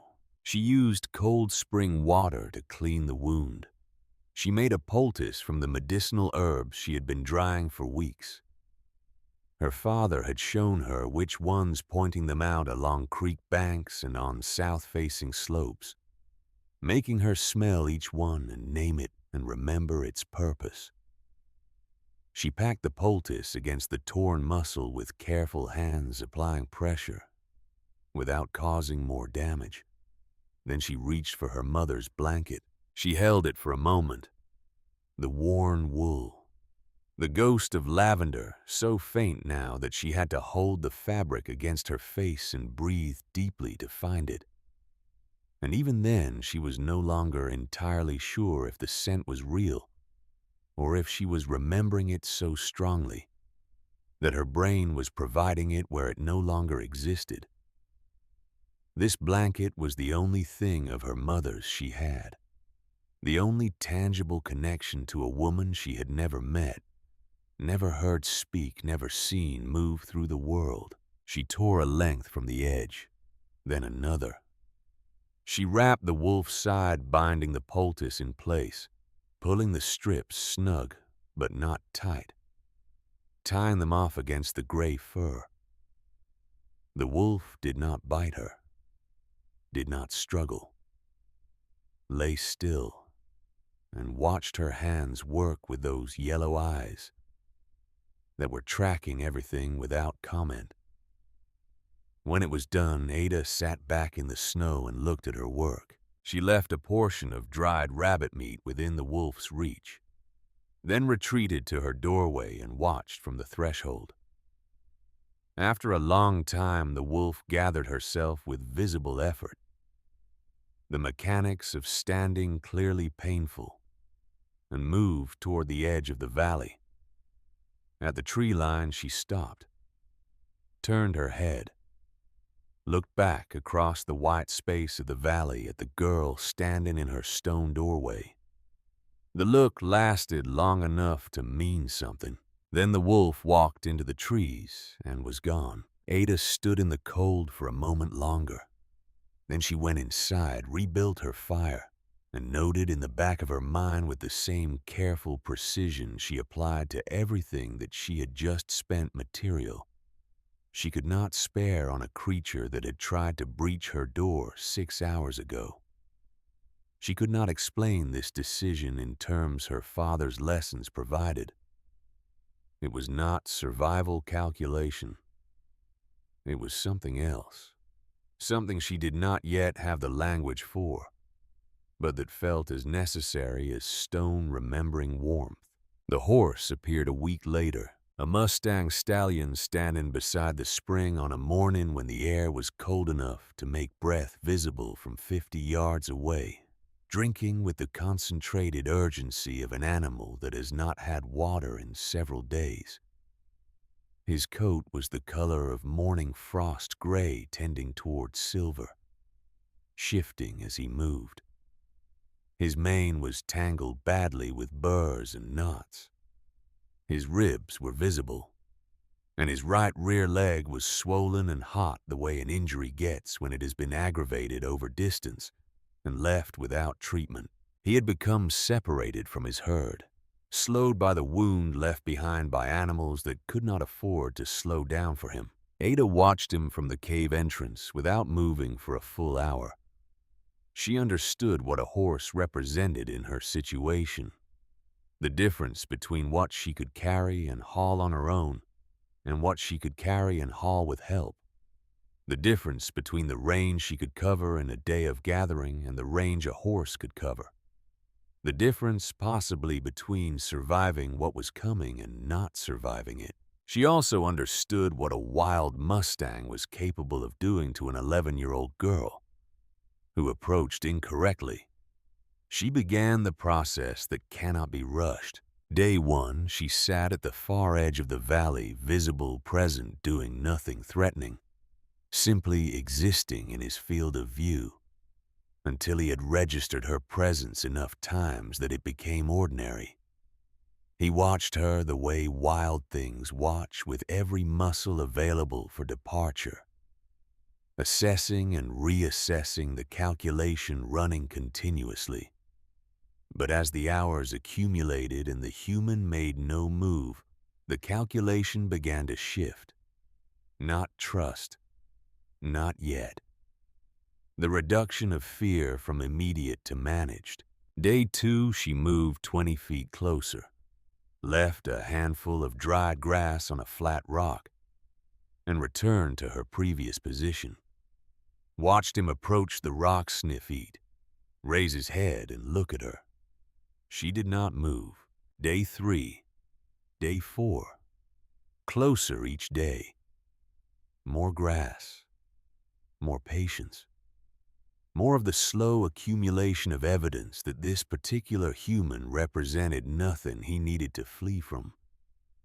She talked to him during these sessions in the same low and even voice she used when she talked to her father through the stone walls. Not commands, just words. The sound of a voice that was not threatening and did not change its quality based on whether he came close or stayed away. On the 9th day, the horse walked to her. He extended his muzzle and breathed against her outstretched palm with the warm, hay-scented breath of a creature that has decided through its own careful process that the evidence is sufficient. Ada felt the velvet of his nose against her skin, and the warmth of his breath, and the faint trembling in the muscles of his neck, fear, in the slow process of becoming something else. She named him Ash for the color of his coat, and the way the morning mist rose from the spring around his legs, and made him look briefly like something not entirely solid. She treated his injured leg with the same poultice she had used on the wolf, and this time she had enough herbs left. He stood for the treatment with the patience of an animal that understands at some level below language that this is help, not harm. By the end of the 2nd week, he followed her into the cave willingly. The 2nd chamber she had been carving for storage became his stable, and his body heat added warmth to the entire cave system in a way she had not anticipated. A steady living warmth that was different from stone warmth, more immediate, more present, with a heartbeat in it. But more than the warmth, Ash provided something she had not known she was missing until she had it. Company, not conversation. Not the exchange of information or opinion or history, but the simple, profound fact of another living creature breathing nearby. She began talking to him the way she had talked to her father's memory in the cave walls, and he listened with ears pricked forward, and occasionally pressed his nose against her shoulder, in a gesture she came to understand as his version of acknowledgement. On those evenings, sitting beside her fire with Ash standing in the adjacent chamber, and his silver coat catching the light, the silence had a different quality. Not the silence of absence, the silence of two creatures that have agreed to share the same space and are comfortable with what that means. One evening near the end of October, she said to him, "You and I are the same. Left behind, separated from our own kind, supposed to manage alone out here. But we did not die. We found each other instead." Ash pushed his nose against her shoulder. She put her hand on the side of his neck and felt his pulse under the coat, steady and strong, the rhythm of a body that has come back from the edge of something and decided to stay. She was not alone. 20 miles south, Coldwater Creek was dying by degrees. The storm came on the morning of November 12, 1886, and it came without the gradual preparatory escalation that storms in this territory usually provided. 1 hour, the sky was simply gray. The next hour, the snow was horizontal and the wind was moving at speeds that made standing upright in an open space a matter of active effort. By midday, visibility had dropped to 50 feet. By evening, it had dropped to 20. The temperature plunged below zero before dark and kept plunging through the night with the remorseless momentum of something that had decided how cold it intended to get and was not interested in stopping short of that. Fletcher Dodd's cattle died first. 50 in the first hours, caught in the draws and hollows where they had sought shelter from a wind that those particular formations made worse rather than better. 200 by the third day. The prize breeding stock he had been building for 11 years. The bulls he had paid more for than most men in this territory earned in a year. The herd that was gonna be his legacy gone. Frozen solid in poses of their last moments, preserved by the same cold that had killed them, arranged across the white landscape like a message written in a language that did not require translation. 400 by the fifth day. 1,000 by the week's end. Every ranch in the district told the same story with different numbers.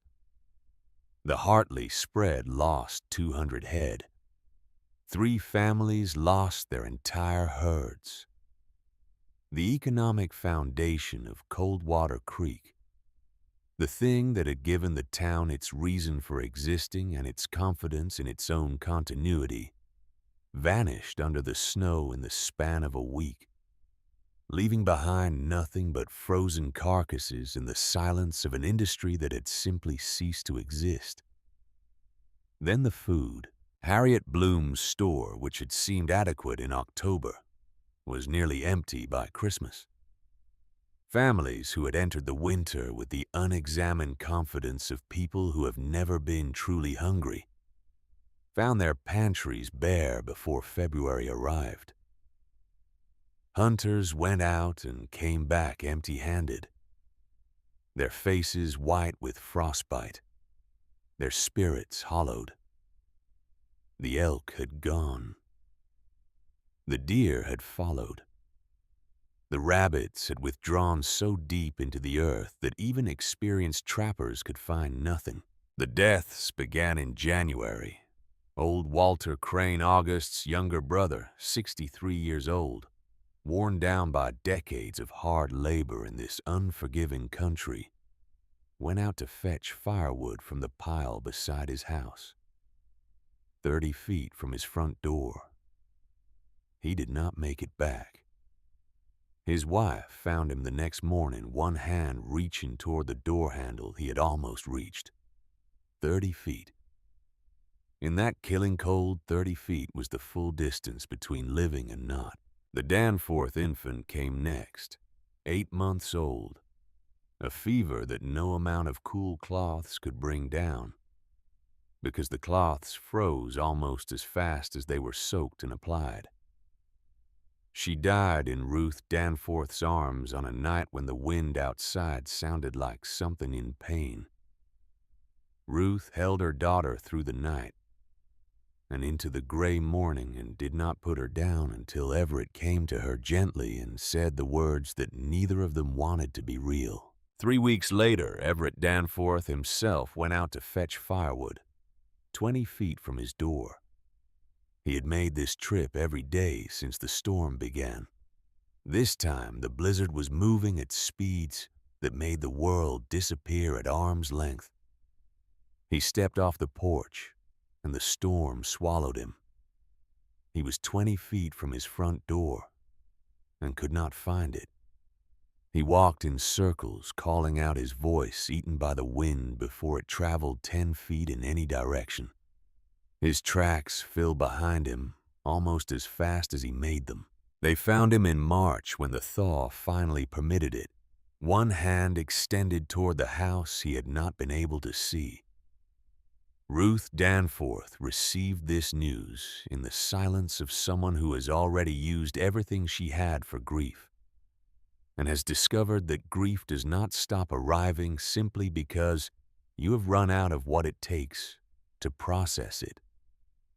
She sat with her hands folded in her lap and her eyes fixed on something that no one else in the room could see. Silas Vane lost 2 fingers to frostbite after standing outside for 3 minutes to assess the condition of his forge. Dr. Conrad Hale amputated them with instruments and whiskey, and the grim efficiency of a man who has performed this particular procedure more times in the past 6 weeks than in his entire previous career. Silas made no sound during the procedure. He bit down on a leather strap and breathed, and afterward he sat in the doctor's chair with his bandaged hand in his lap and did not say a single word for the remainder of the day. The man who had bet $5 on a child's death had stopped finding the category of jokes that bet belonged to. By February, Coldwater Creek had buried 23 of its own. 11 men, 4 women, 8 children, and more dying each week, taken by the cold or the hunger, or the particular despair that sets in when a community has been stripped of everything it believed would protect it, and has discovered that the belief itself was the most fragile thing it owned. Reverend Edmund Aldwell still preached. His congregation was smaller now, reduced by death and weakness and the growing difficulty of asking people to walk through killing cold, to sit in an unheated church and be told this was a test of faith. God is testing us. He thundered his voice unchanged even as the pews emptied. As he tested Job, we must remain steadfast. But steadfastness does not heat a frozen house, and faith does not fill a bowl that has been empty since December. The name that Aldwell had banished from the vocabulary of Coldwater Creek was returning now, working its way back into the air of the town, through the cracks in the silence, in whispered conversations, in cold rooms, in the desperate counsels of people who were running out of options, and knew it. Ada Morrow, the girl who had known. It was Clem Hartley who finally said it aloud in a room full of the men who had voted to erase her. He had not been the same since his father died. Emmett Hartley had gone out in the blizzard, searching for a lost calf, an animal worth $5 that his son would have told him was not worth the risk, had the boy been consulted, which he had not, and had not come back.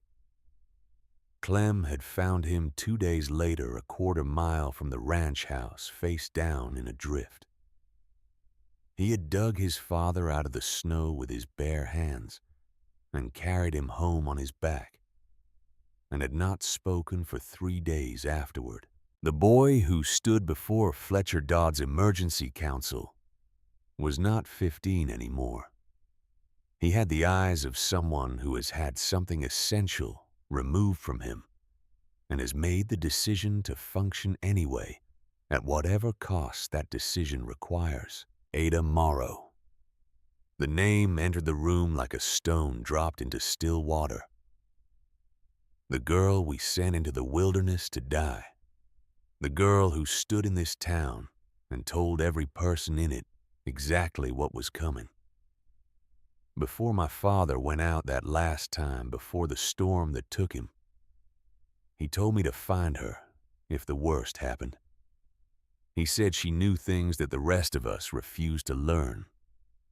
He said she knew it in her bones the same way the old-timers knew it, and that we were fools for sending her away. Silence, long and specific and full of a shame that had no clean outlet. Fletcher Dodd, who had lost everything he owned and most of his will to keep going, spoke with his eyes on the floor.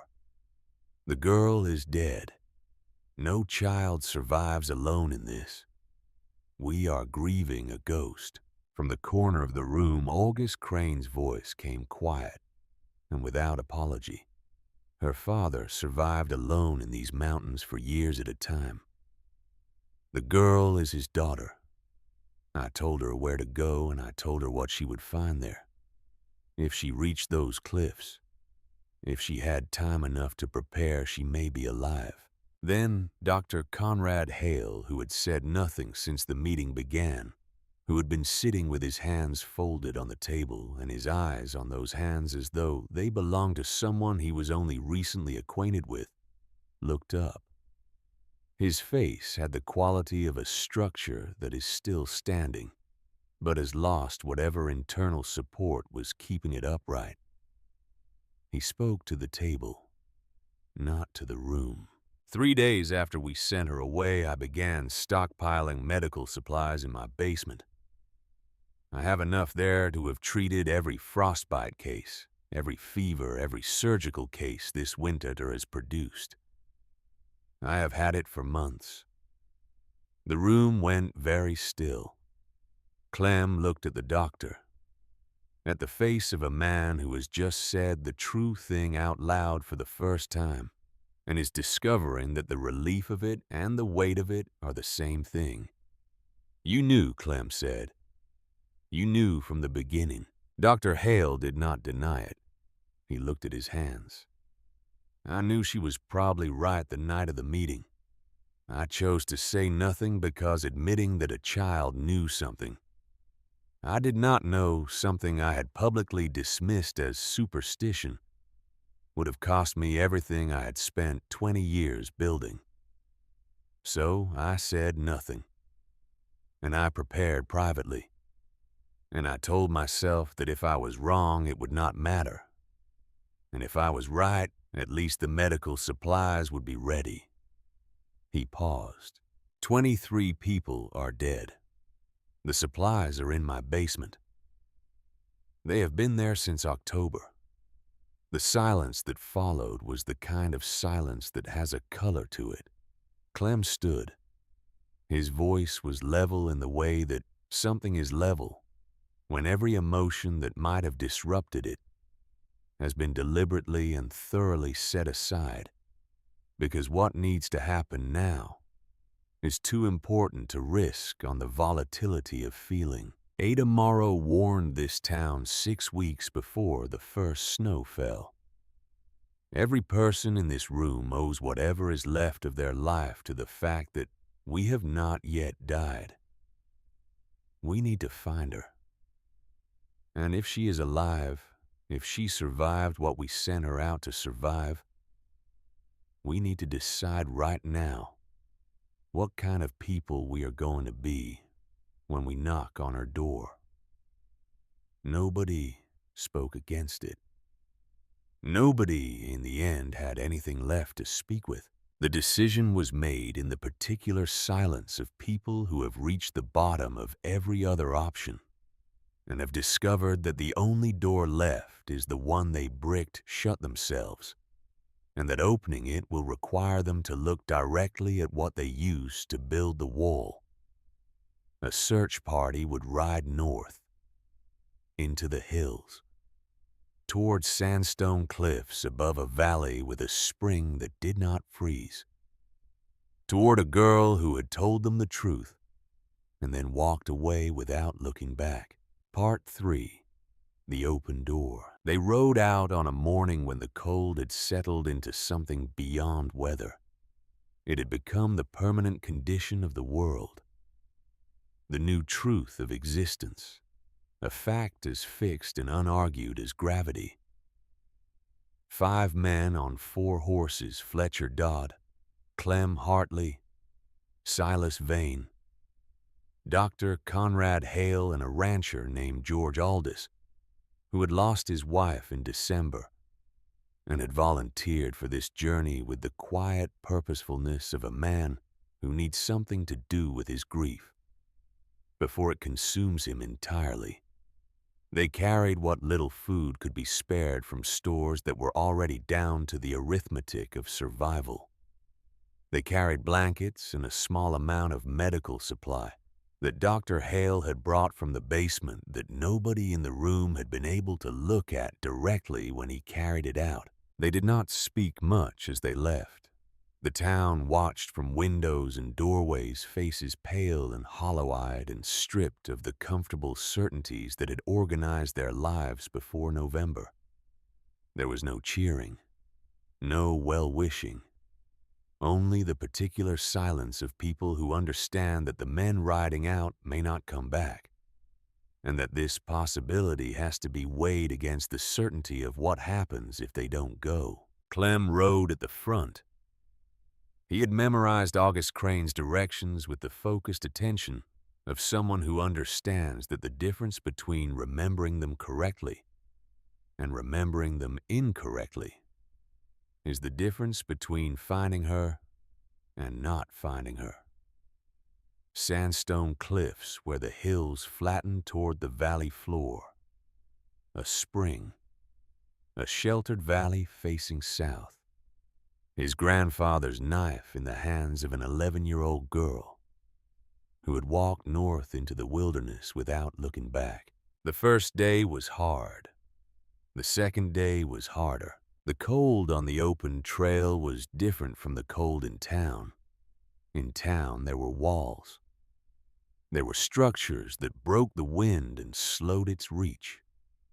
Out here in the hills north of Coldwater Creek, the wind moved without interruption across terrain that offered nothing to slow it, and it found every gap in every garment with the methodical thoroughness of something that has all the time in the world and no other purpose. Clem's nose lost feeling by the end of the first hour. He could feel the cold working up through his boots despite the double wrapping of cloth he had wound around his feet.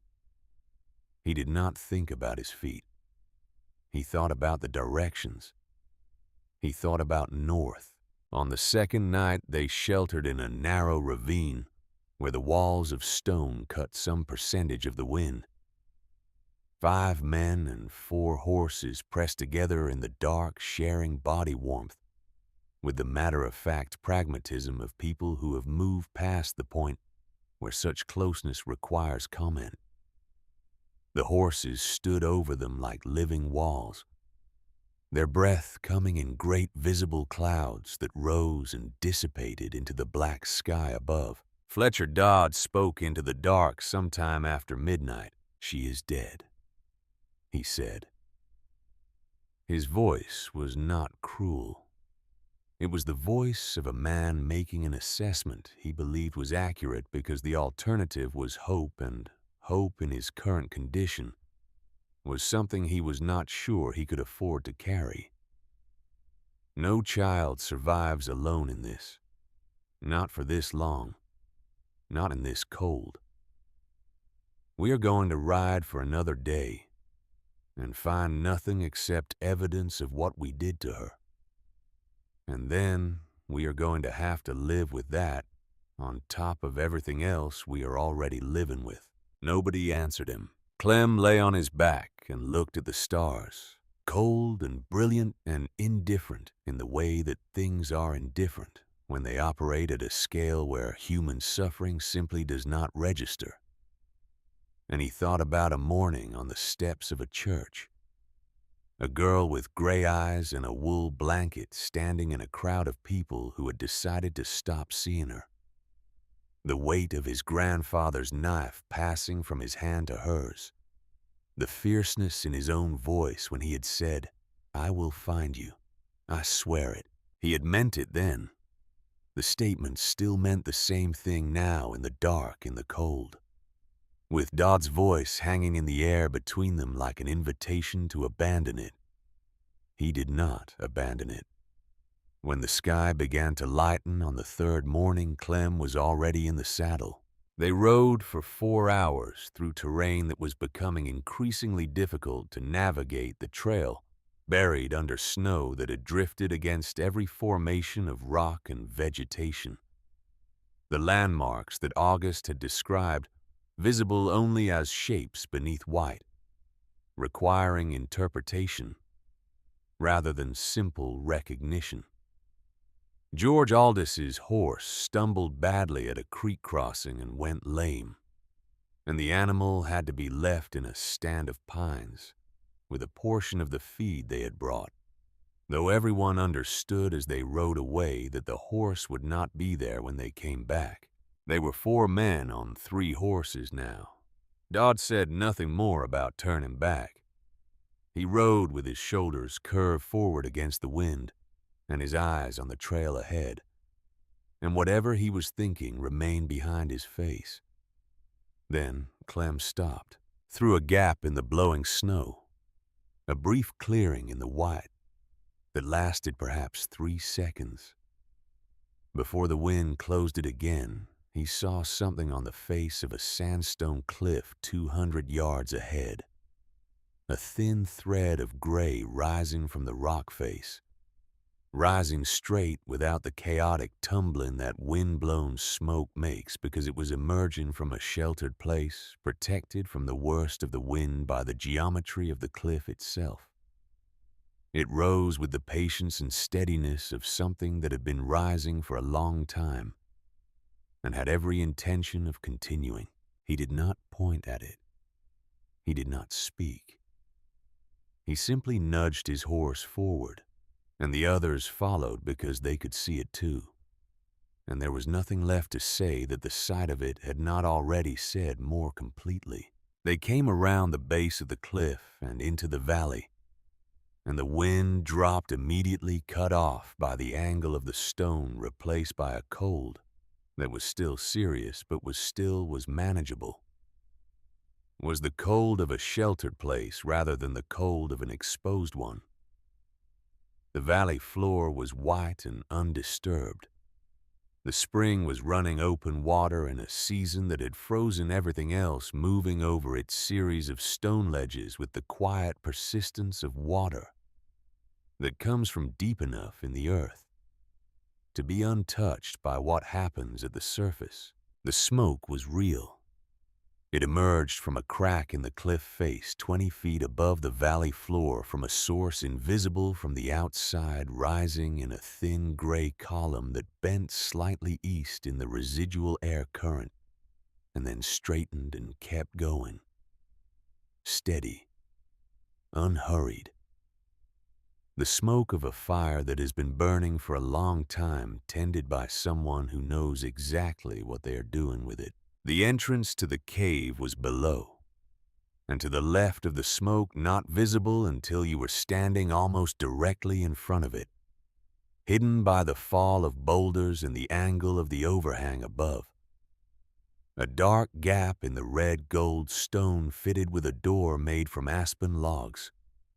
The logs had been cut and trimmed and joined with what appeared on closer inspection to be strips of bark, and something else thread dark and tight in the gaps sewn with a precision that seemed impossible for the context until you understood whose hands had done it. Clem dismounted. His legs were not reliable when he first put his weight on them. He held the saddle horn with both hands for a moment, letting his body remember how to stand, letting the feeling work its way back into his feet by degrees. Then he released the saddle and walked toward the door, and his boots crunched on the snow with a sound that seemed enormous in the quiet of this sheltered valley. He raised his fist. He held it there for a moment. 3 days of riding, the cold working into him in layers, each layer deeper and more settled than the one before. Dodd's voice in the dark, "She is dead." And beneath all of that, beneath the exhaustion and the frostbite beginning at the tips of his fingers, and the grief of his father's death, that he had not yet found the space to properly feel the memory of a morning on a church step, a knife passing between hands, a promise made in a whisper that had seemed reckless at the time, and now seemed like the only thing he had done in the past 4 months, that he did not need to apologize for. He knocked. Silence on the other side. 1 breath, too, then sound the shift of something being lifted. Wood moving against stone, a bar being drawn back. Then the door swung inward. Warmth came out first. It struck Clem's face with a physical force, not just temperature, but the living quality of warmth. Warmth with moisture in it, and the smell of burning pine, and something else. Something that took him a moment to identify, because it had been so long since he had experienced it. The smell of food, of meat that has been smoked and stored and tended, of habitation, of a space where a living creature has been present long enough to leave its mark on the air itself. Ada Morrow stood in the entrance. She was thin, the thinness of serious, sustained physical labor, rather than the thinness of deprivation. The kind of lean that comes when a body has been worked past its original proportions and has rebuilt itself accordingly. Her face was darker than Clem remembered, weathered by wind and cold and months of outdoor work to a color that made her gray eyes more striking than before, older and more settled in her face, like stones that have been in water long enough to reveal their true composition.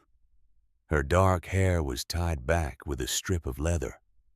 She wore a coat made entirely of rabbit fur, dozens of small pelts stitched together with the precise, close stitching of someone who has learned through necessity the exact amount of care a seam requires to survive.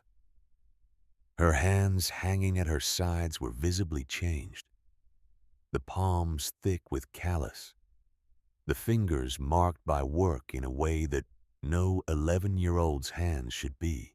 She looked at Clem for a moment, then at the man behind him, then back at Clem. "I have been waiting 6 weeks," she said.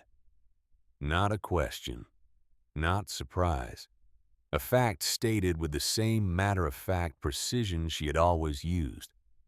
The quality that had unsettled the adults of Coldwater Creek and now, in this context, hit Clem like a fist to the sternum.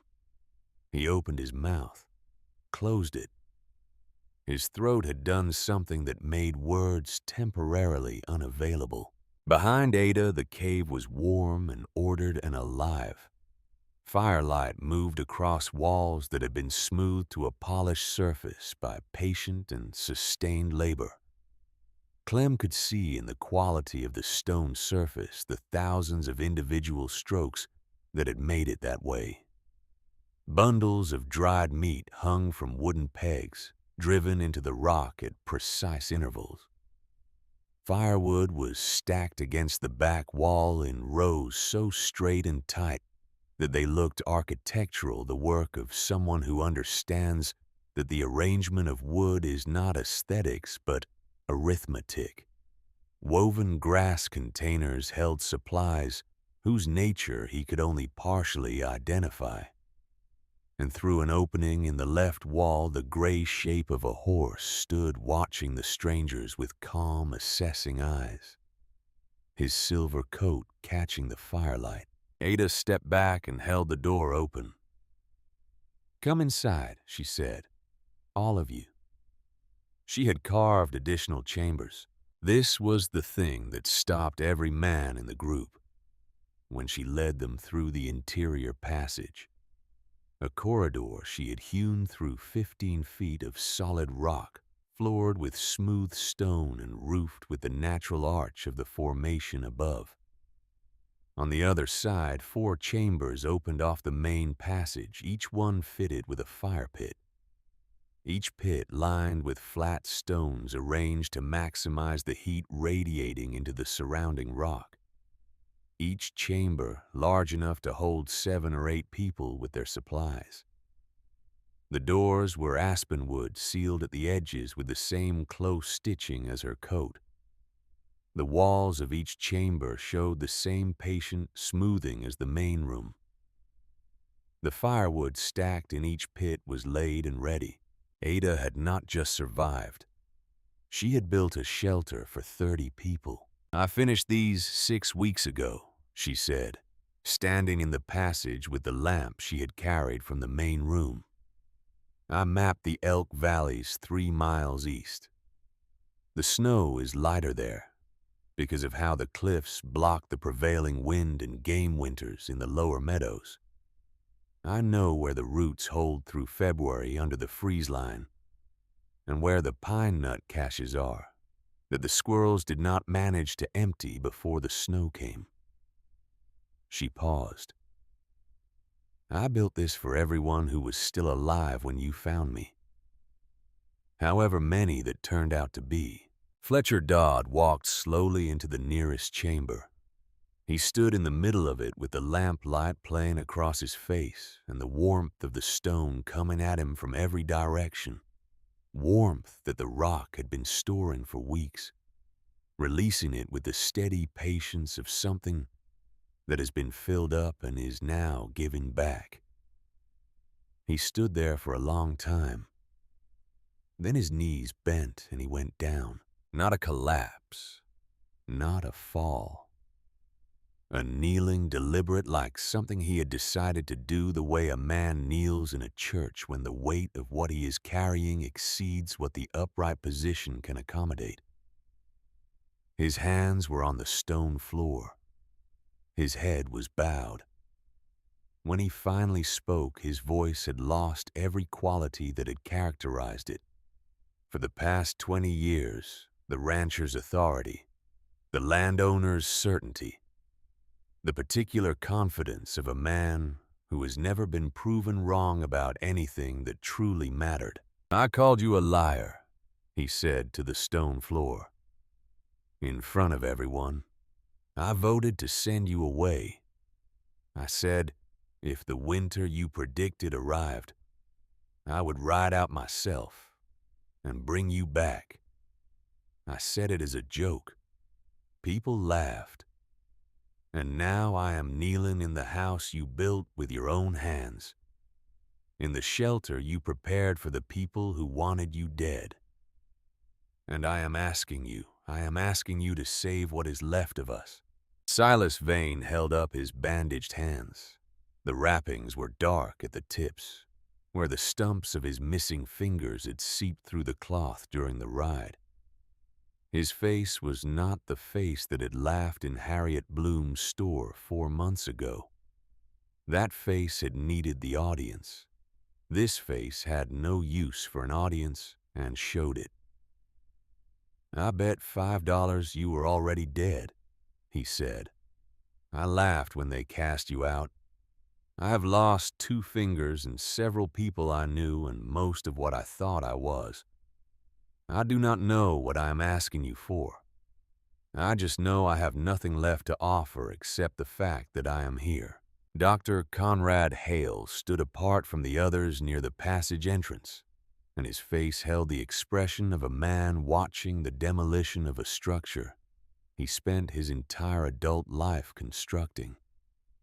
He looked at Ada with the eyes of someone who has told himself a particular story for so long, and with such conviction that the story had become indistinguishable from his identity, and who is now watching someone remove it piece by piece in front of him, without the story even putting up a fight, because the story never had any substance beyond the telling. "I told this town there was no scientific basis for your predictions," he said.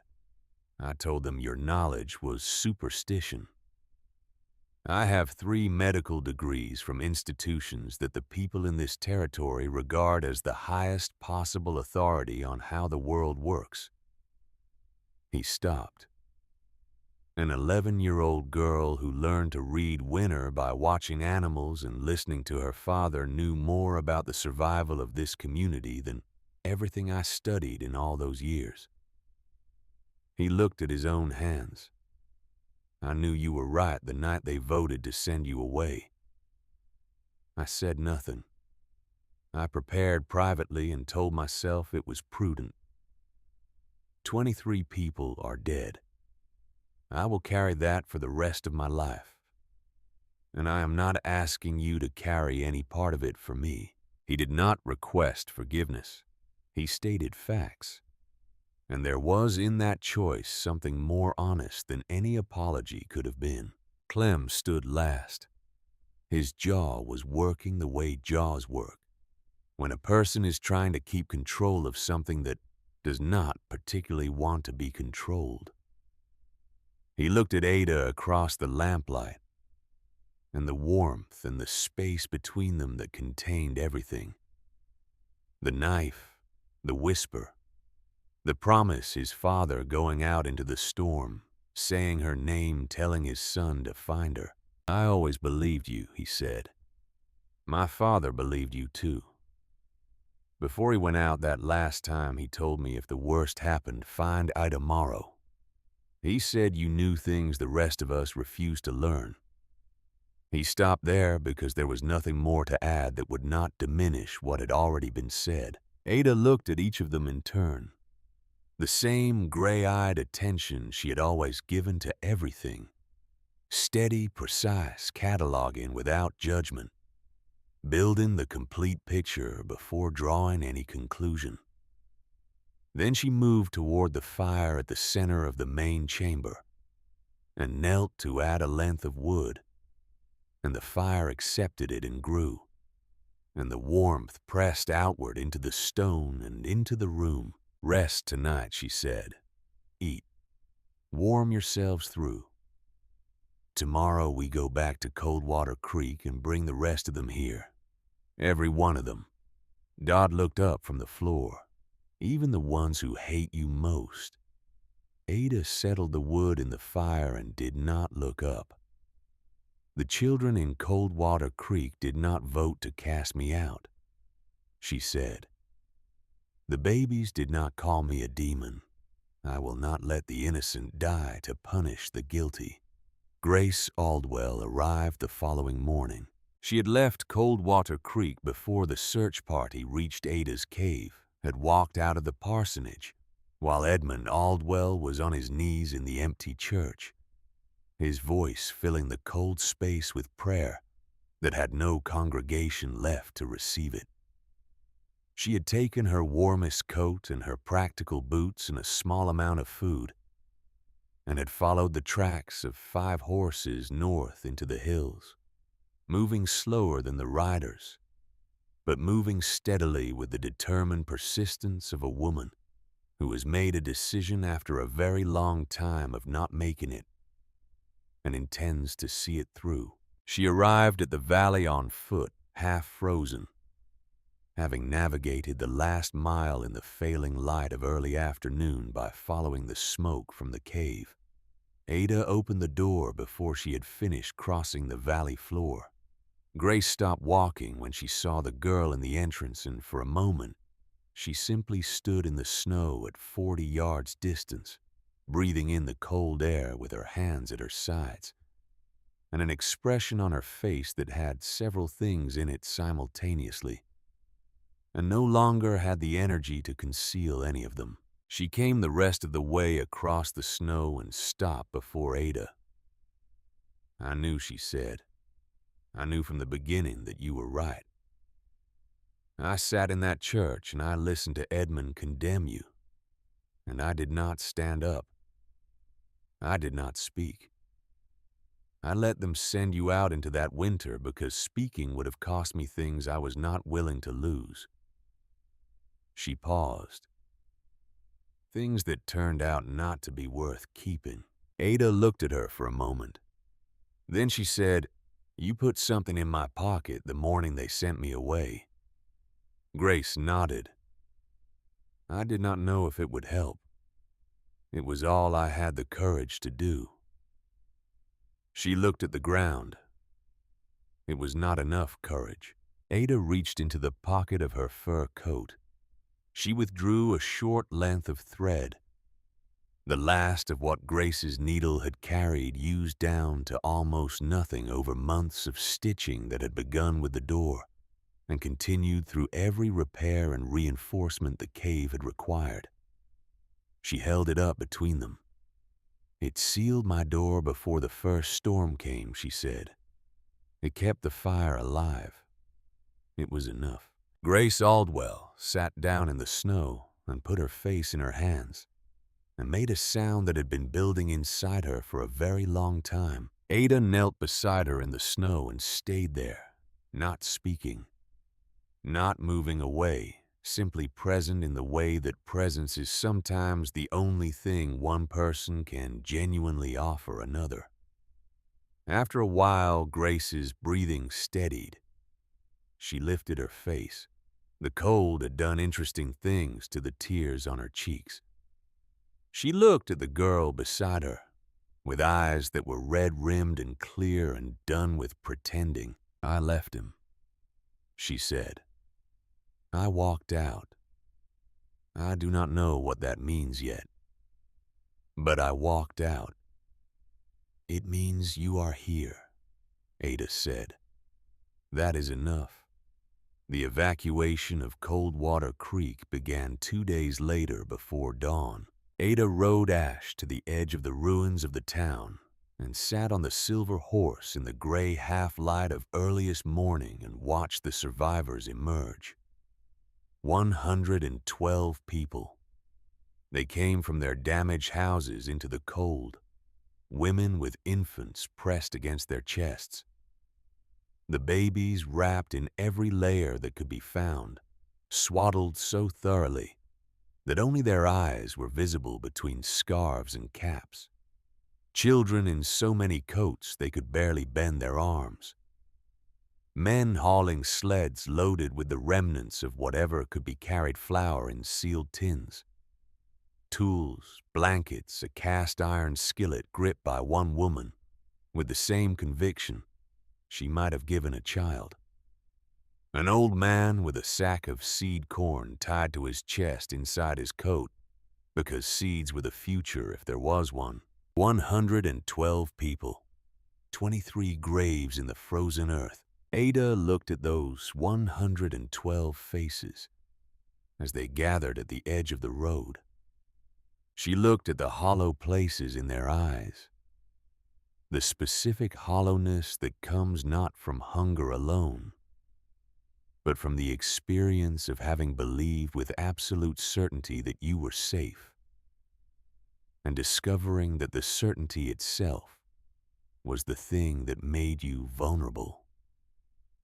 There is a kind of break-in that happens when not just a thing but a belief fails, when the structure you built your understanding of the world on reveals itself to be something you assembled from comfort rather than truth. These were people who had been broken in that particular way. She did not feel triumph.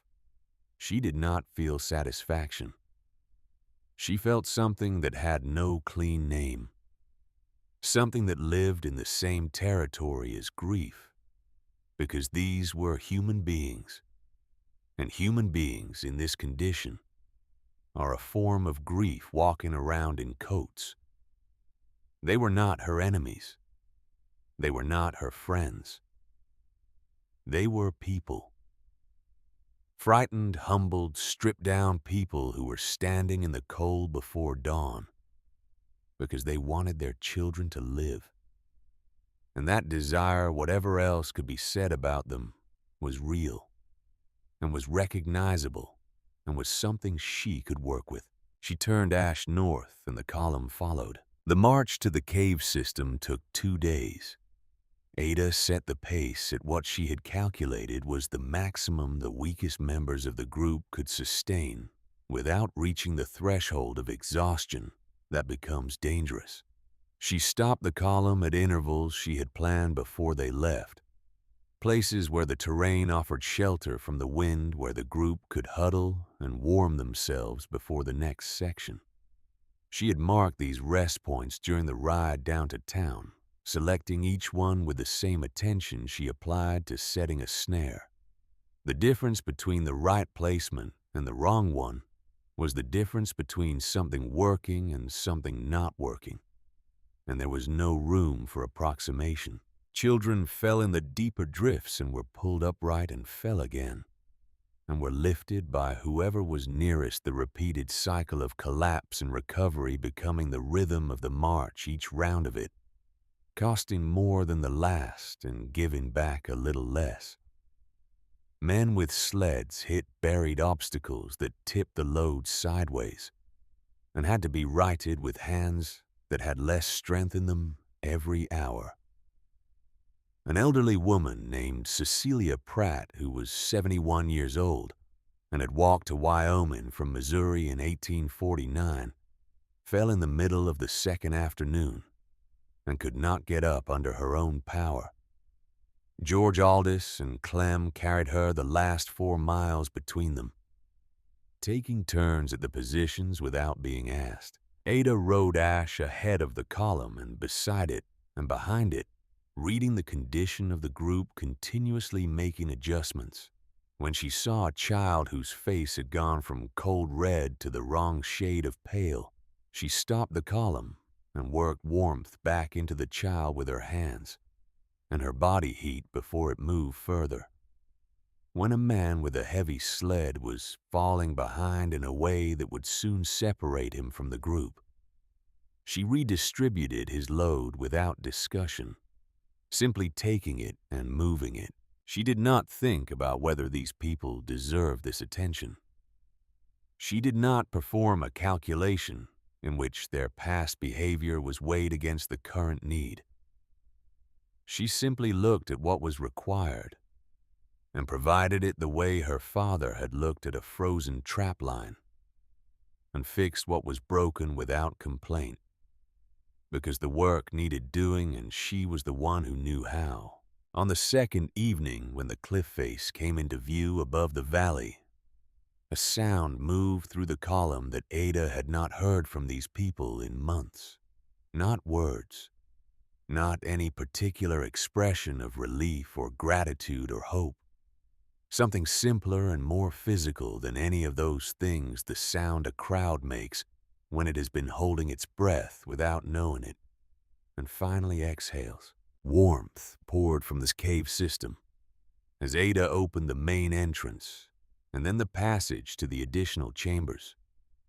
She moved the survivors through the space she had built, directing families to chambers based on size and number of children and specific medical needs, organizing the distribution of supplies with the efficiency of someone who has been planning this moment since the end of October.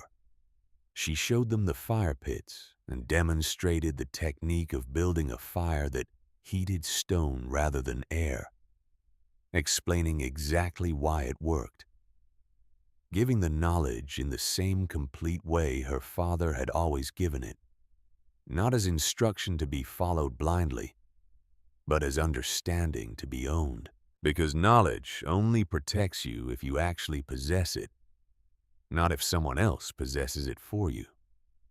She showed them the snare lines in the valley and demonstrated the technique of reading the rabbit runs, the precise angle and height of placement the patience required.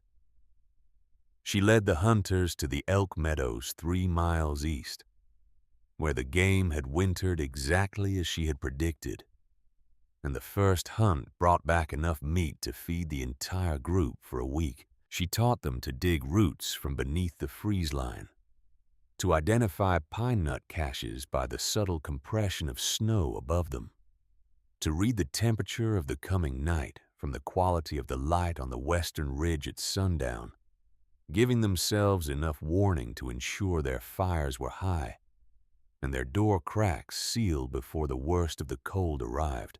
The knowledge her father had accumulated over a lifetime and transmitted to her in the years they had together now. It flowed outward from a single girl to an entire community, given without condition, without the expectation of gratitude or even acknowledgement, because that was what her father had taught her that knowledge was for. Mrs. Harriet Bloom worked alongside the other women in the cave, without speaking to Ada directly for the first several days. She swept and sorted and helped with the children's care, with the quiet efficiency of a woman doing penance through function. On the 5th night, Ada found a small parcel outside her sleeping area. Inside a pair of wool gloves knitted with care, that was visible in every close and even stitch, and a folded note with 5 words: "For the winter that taught me." Ada put on the gloves and wore them until they fell apart.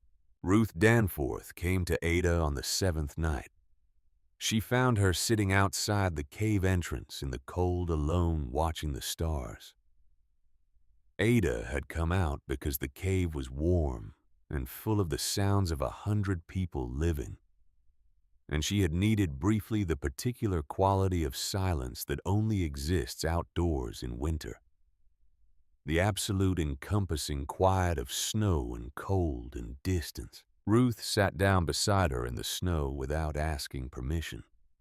She was a woman who had had everything taken from her in the span of 3 months, and had discovered in the aftermath that she was still breathing, and had not yet decided what to do with that fact. They sat together for a while without speaking. The stars burned overhead with the clarity that only comes in cold air, the Milky Way fully visible, the whole vast, indifferent machinery of the sky running without reference to anything happening beneath it. "Why," Ruth finally said. Her voice had the quality of something that has been emptied and not yet refilled. "After everything we did to you, your home was here. Your shelter was here. You could have lived through this winter alone without us, and let us face what our choices brought us. Why did you not?" Ada was quiet for a moment. The cold settled around them both. "When I was 9 years old," she said, "I buried my father with my own hands. 2 days in rocky soil until my fingers bled through. And when I was done, I stood at the head of his grave, and I made a promise that what he taught me would not die with him, that I would carry it forward." She paused. "My father never told me to carry it only for people who deserved it. He never said, 'Let the children of your enemies go hungry.' He said knowledge is a gift, and gifts are meant to be given." She looked at Ruth. "Your daughter did not vote to exile me. Your husband did not stand in that church and call me a demon. They died because other people made choices for them. The children in these caves, they made no choices. They are not my enemies. They are just people. And people, unlike mountains, can change." Ruth looked at her hands. They were folded in her lap with the stillness of hands that have held a dead child and do not know what to do with themselves now. "What your father taught you," she said. "It saved everyone in there." Ada nodded once. "That was what he was for," she said simply. That was what he was for. Ruth Danforth fell to her knees in the snow beside a girl 11 years old and wept in a way she had not wept since December, real tears, the kind that come when something frozen inside a person reaches the temperature at which ice becomes water, and the body decides it is finally safe enough to feel what it has been carrying. Ada put her hand on Ruth's shoulder and remained there without moving in the cold under the stars for as long as it took. Edmund Aldwell was found in April. When the spring thaw finally made the road to Coldwater Creek passable, a small party rode back to assess the damage and retrieve what could be salvaged for the rebuilding. Clem led it. Grace Aldwell came, though she said nothing on the ride down about what she expected to find. What they found in the church was exactly what it appeared to be, and nothing more. A man who had chosen to remain in a building rather than follow a child he had condemned, and who had died there over a period of weeks. As the oil in the lamps ran out, and the windows frosted over on the inside, and the silence of the empty pews became the only congregation he had left. He was sitting in the front pew with his Bible in his hands, the leather cover joined to the skin of his palms by the same cold, that had eventually stopped his heart. His face was turned toward the altar. His eyes were closed. He had not died suddenly. He had had time. Weeks of time in the growing darkness of a frozen church, with every opportunity to change his mind and go north and knock on a door that would have opened for him the same as it had opened for everyone else. He had chosen not to. Whether that choice was faith or pride or the inability to distinguish between the two, none of the people who stood in the church doorway looking at him could say. And perhaps it did not matter. Grace stood in the doorway for a moment. Then she walked past him to the front of the church, where the morning light came through the ice film windows in a pale and directionless glow. On the wall beside the altar, carved into the wood in letters cut deep with the tip of a knife, she found it. Ada Morrow told the truth. The letters were not neat. They had the quality of something made with urgency, perhaps with failing hands. Perhaps in failing light, perhaps at the last moment before the last thing. But they were deep cut to last cut by someone who understood that if he was going to say the thing that needed saying, it needed to be said in a way that would remain after everything else was gone. Grace touched the letters with her fingertips, stood there for a long time. Then she nodded. Once small, the nod of someone confirming to themselves a thing they have known for a long time. She turned around and walked back through the church and out into the pale spring light where Clem and the others were waiting. He said it, she told them. At the end, he said it. They buried Edmund Aldwell in the churchyard that afternoon. No one led a service. The ground was still partly frozen, and the digging was slow and hard. And they did it without complaint, taking turns with the 2 spades they had brought, because the work needed doing and they were the ones there to do it. When it was done, they stood at the edge of the grave for a moment in the spring cold, and each person held their own version of what needed to be held. And then they rode back north.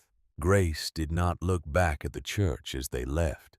She had already decided what she was going to do with the rest of her life, and it did not include looking back. The gathering of survivors took place on a morning in May, when the snow had finally retreated enough to reveal the shape of the land beneath. They assembled in the open air near the entrance to the cave system. 112 people, or what remained of them, after the winter's additional toll, standing in the thin spring sunlight on ground that was wet and dark and alive with the particular urgency of earth that has been sealed for a long time and is now open again. Clem spoke first.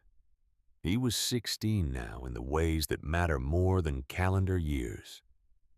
He had the face of someone who has carried adult weight on a young frame and has restructured accordingly. My father used to say that this valley takes everything from people who are not paying attention. He said. He was one of them. He went out in a blizzard for a calf worth $5 because he was not paying attention to the right things. He paused. Ada Morrow was paying attention. She told us what she saw. She was 11 years old, and she told us clearly and completely and without hesitation. And we sent her away to die. His voice did not waver. Every person standing here owes their life to a girl we tried to erase. Others spoke. The mothers whose children had survived because Ada had shown them where to find food when the stores were empty. The hunters who had followed her directions to the elk meadows and returned with enough meat to extend the lives of everyone in those caves by crucial weeks. The families who had slept warm in chambers she had carved from stone with her own hands. during the months they were destroying themselves 20 miles south. Ruth Danforth spoke last. She stood before Ada with the simple, unadorned bearing of a woman who has lost so much that pretense no longer serves any function. "My husband died 20 feet from our door," she said.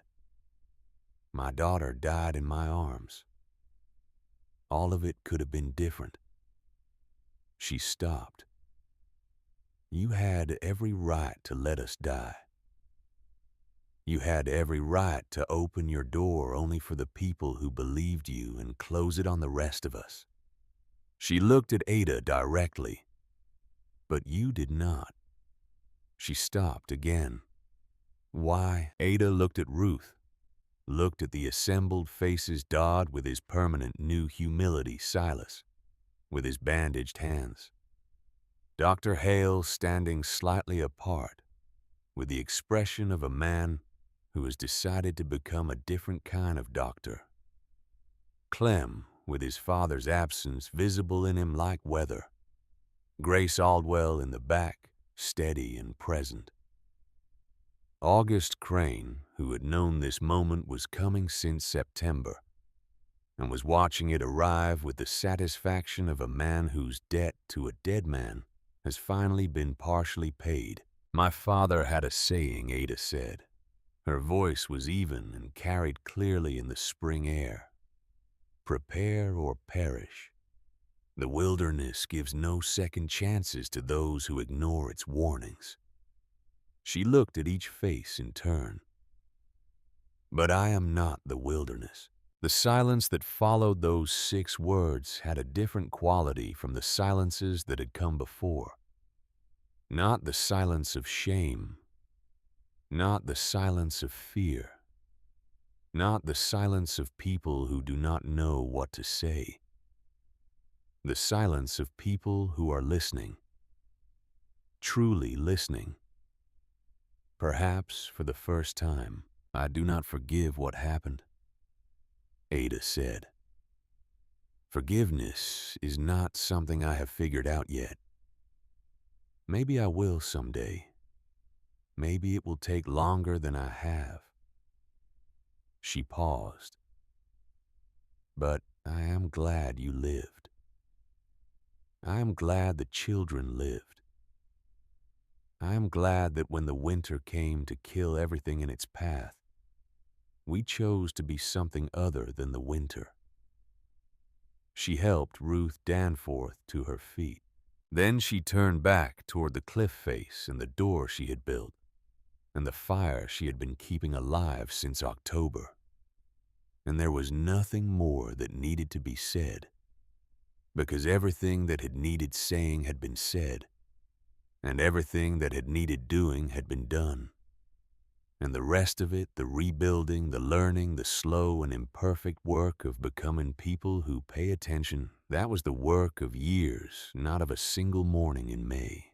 Coldwater Creek was rebuilt, smaller and different, and carrying in its memory something that would not fade in the generations that followed. They diversified their food sources and built stronger structures, and stockpiled provisions with the meticulous attention of people who now understood that preparation was not pessimism. It was survival. It was love expressed in the practical language of the real world. They listened. When the old-timers spoke of weather signs and animal behavior, and the patterns that nature writes for anyone willing to read them, people listened. When children made observations that adults found inconvenient, parents answered instead of dismissing. When someone brought a warning, the community prepared instead of searching for reasons to disbelieve. The phrase "listening to the animals" entered the vocabulary of the Wyoming rangelands and stayed there for generations. It meant trusting warnings that come from sources that pride might want to dismiss. It was spoken with the particular quietness of something that costs what it cost. Clem Hartley built a school, not the kind that existed in eastern cities with rows of desks, and a teacher who had never spent a night outdoors. A different kind where children learn to read alongside learning to trap, where arithmetic was taught in the morning and storm reading was taught in the afternoon, where the knowledge of the land was held as equal in value to the knowledge in books, because the land predated the books by 40 million years and would outlast them by at least as long. August Crane died in 1905 in his sleep at 79 years old.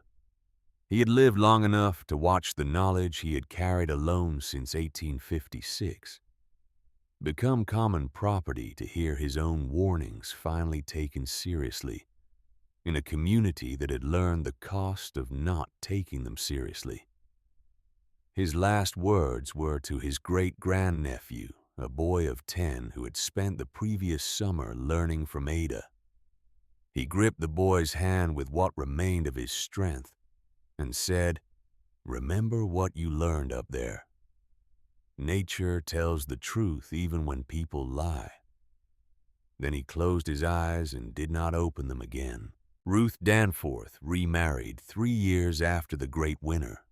Her second husband was a widower from the next valley who had lost his own family to the same catastrophe. And they were two people who understood loss in a way that did not require explanation and built a life on that understanding. They had 5 children. She named her second son Everett for the husband who had reached toward a door he could not find. She named her third daughter Ada. Dr. Conrad Hale spent the remainder of his career traveling between the small communities of Wyoming Territory, practicing medicine without charge, teaching what he knew to whoever wanted to learn it, and never once in the remaining 30 years of his life claiming authority he had not earned. He wrote one paper late in his life, published in a medical journal that had modest circulation. The paper argued that observational knowledge transmitted through non-institutional channels, through families, through direct experience, through the kind of careful attention that produces expertise without credential, deserves serious scientific consideration.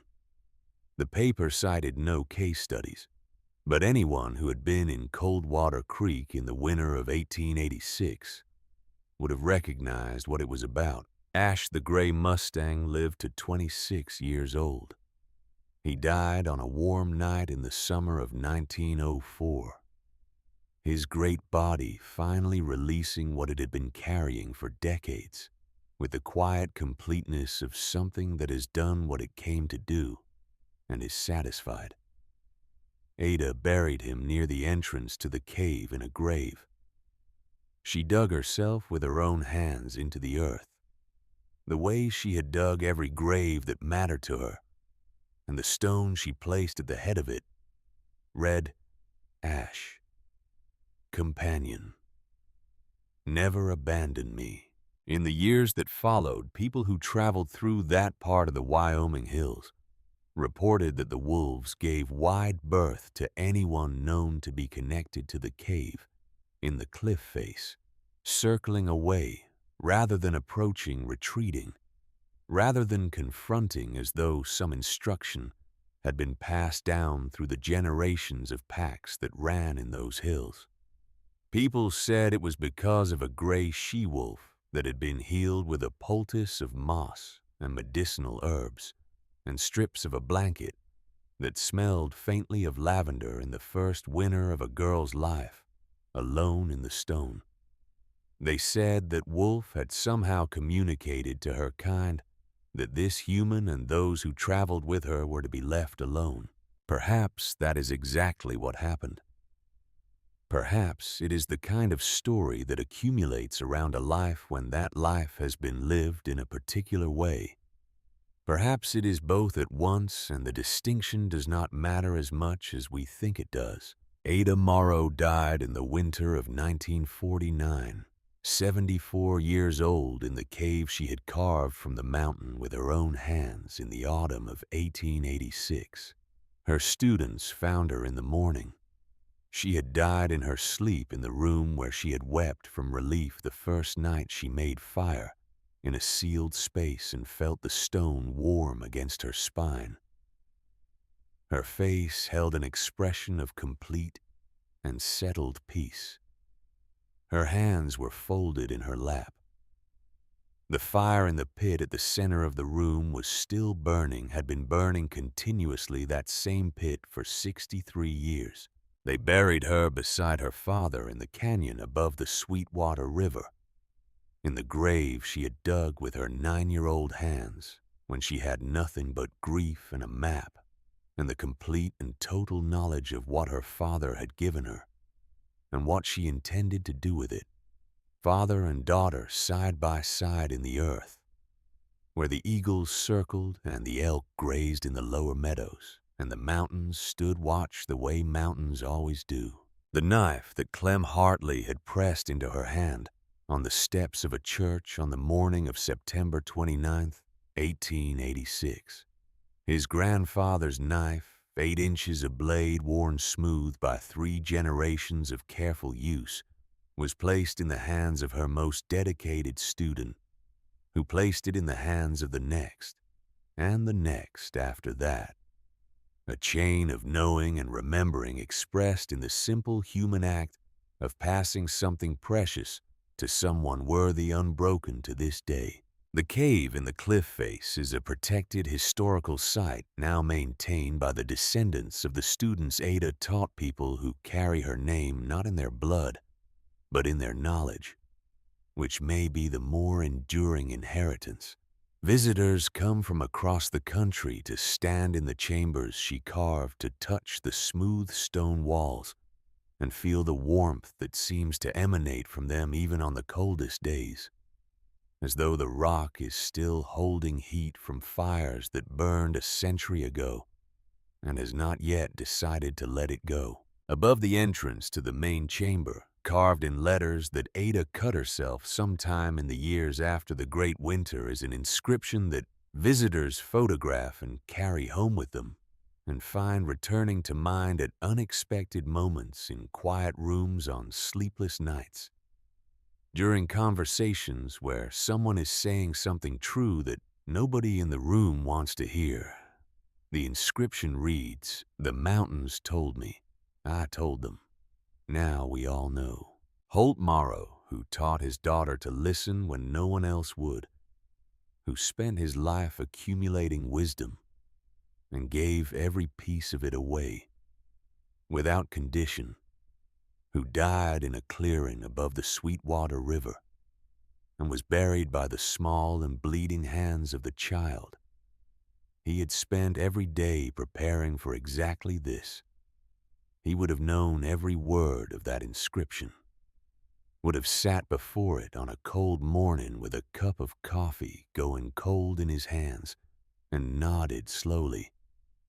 The particular nod he saved for when his daughter saw the right thing, the nod that said, without words, that the chain was unbroken, because surviving is not the whole of it.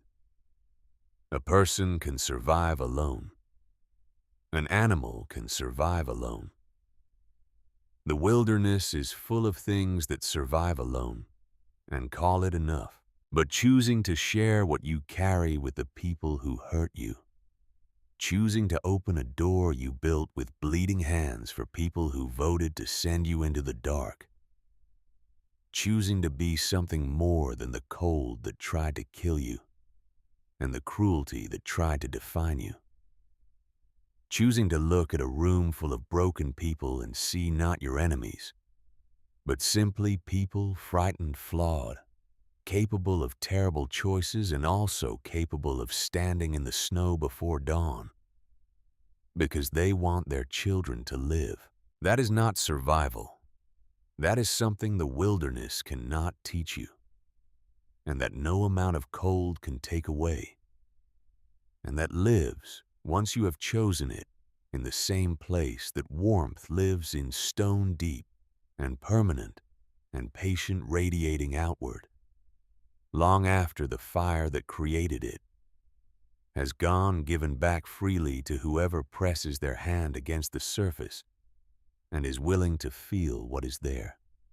Ada Morrow lived in that place for 63 years. She carved a home in it, the way she carved a home in stone, with patience, with her father's knowledge held close, with hands that bled and healed and bled again and kept working. And when the people who had cast her out came through the snow broken and starving and stripped of every comfort they had mistaken for certainty, she opened the door. She opened the door, and 112 people lived who would otherwise have died, and their children lived, and their children's children. And somewhere in Wyoming there is still a cliff face that glows red gold in the afternoon light. And in that cliff face there is still a door standing in the frame. A girl built when she was 11 years old, and alone and afraid, and had just been told by the entire world that she did not belong in it. She had built the door anyway. She had kept the fire burning. And in the end, that was everything.